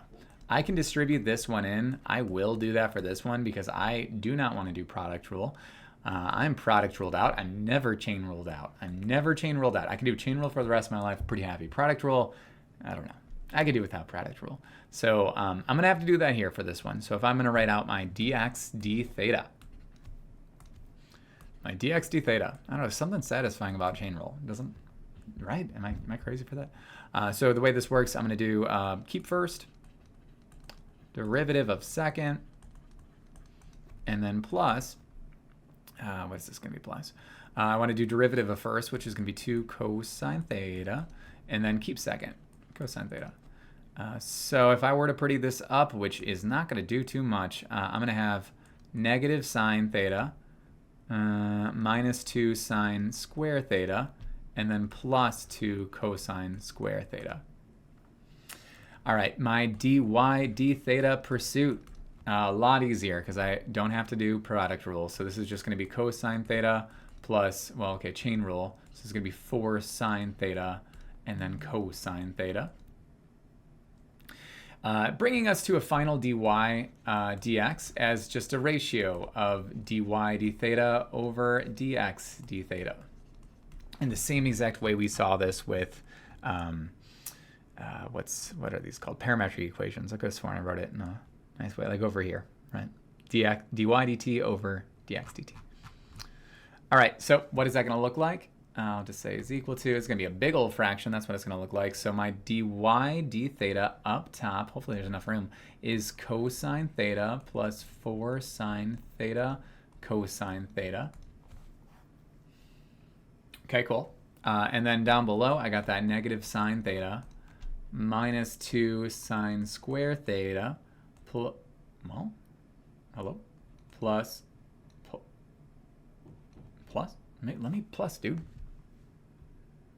Let me plus, dude. I'm going to move that. Just got to move that. All right, plus 2 cosine square theta. All right, kind of ugly, written with respect to theta. It's what it is. All right, now I'm going to utilize this to help me find my tangent line at pi over 3. So I know what my x component is. I know what my y component is. So if I want to just plug in pi over 3 into my x component, this is going to be 1 plus 2 sine of pi over 3 times cosine of pi over 3. And really what's going to help here is coming up, look at that. That's why I did that earlier. Cosine of pi over 3 is a half. Sine of pi over 3. I'm going to use this as a legend for like all of these. Is root 3 over 2. So this is going to be 1 plus 2 over 2 times a half, so 1 plus 1. Love to see it. Favorite two numbers to add. And then the cosine of pi over 3 is, oh wait, no, that's not it. Ugh.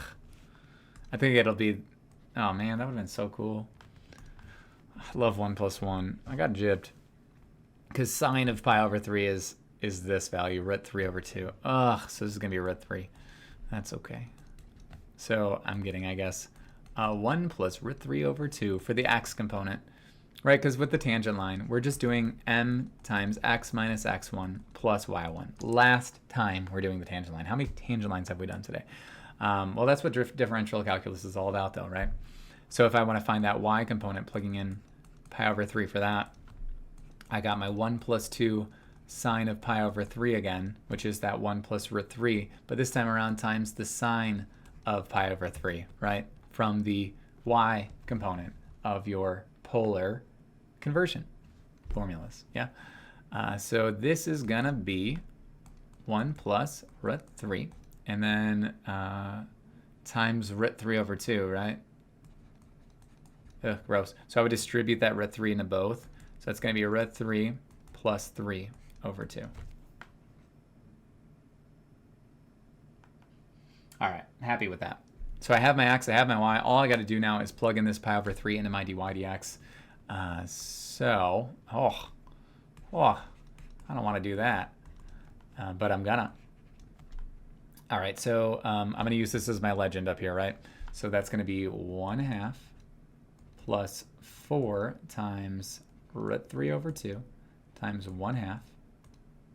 And then all this is over root 3 over 2, which is negative, I guess, minus 2 times root 3 over 2 squared plus 2 times 1/2 squared. Y'all, I do not want to write this out again or even simplify that.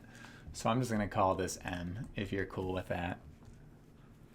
I'm cool with it, and that's what matters. But this would be my slope. It's some numeric value. I had the decimal, but I threw it away. It's some negative slope. Because root 3 over 2 is somewhere within this ballpark. You're getting a negative slope.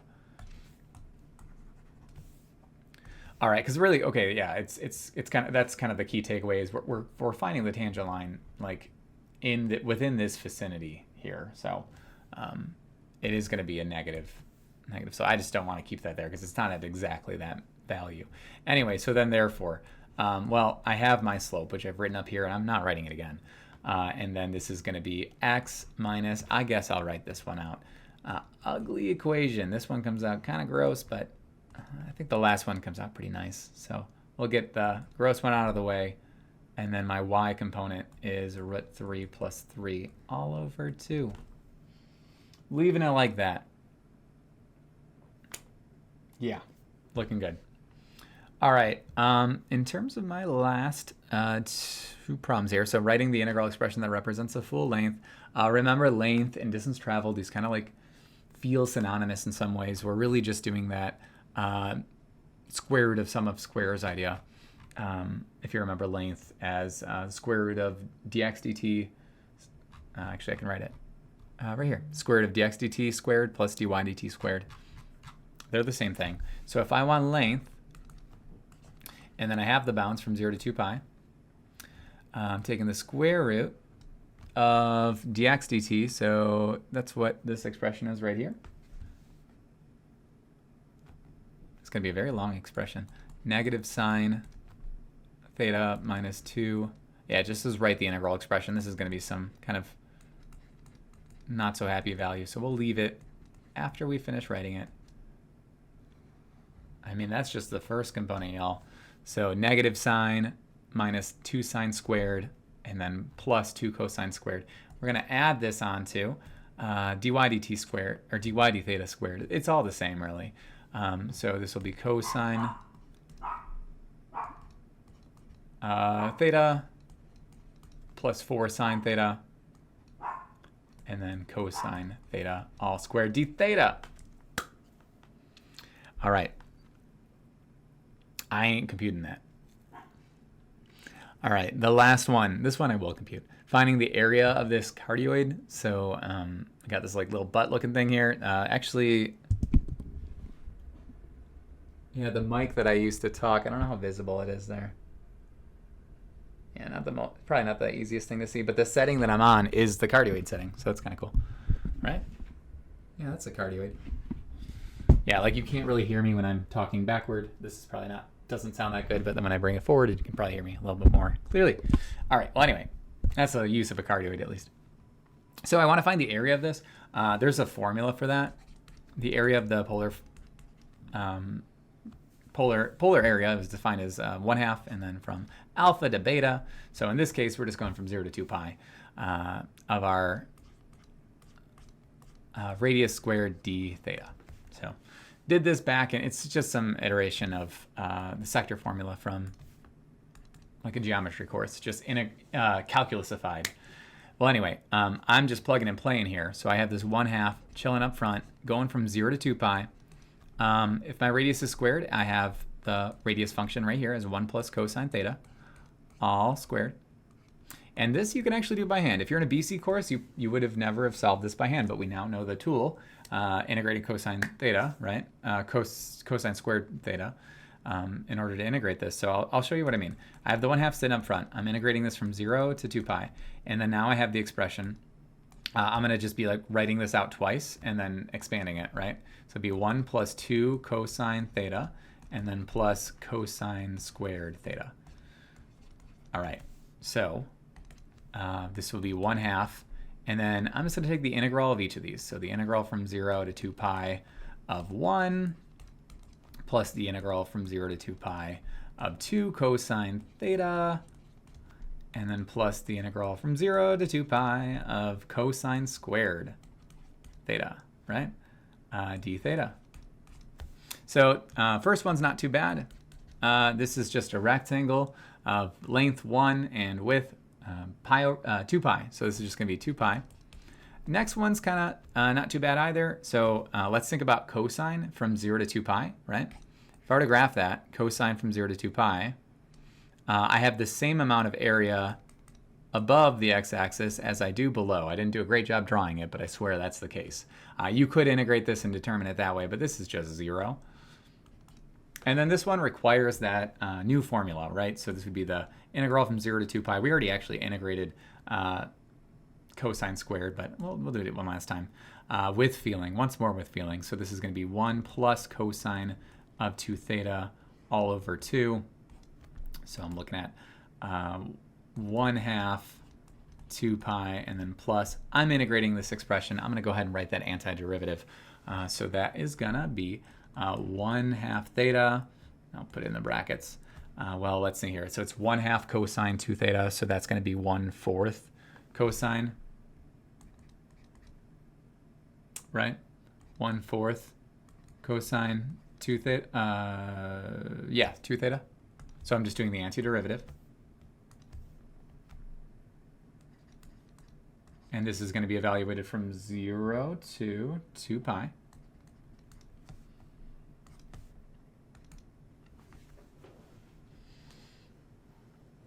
Okay. So what's that going to be? We got plugging in that 2 pi. I guess we got enough room for that, but it's kind of getting to, I'm in the way. Can I move me for the end here? Whoa, I don't want to move that. Hello? All right, there we go. Move me, please. Ha. All right.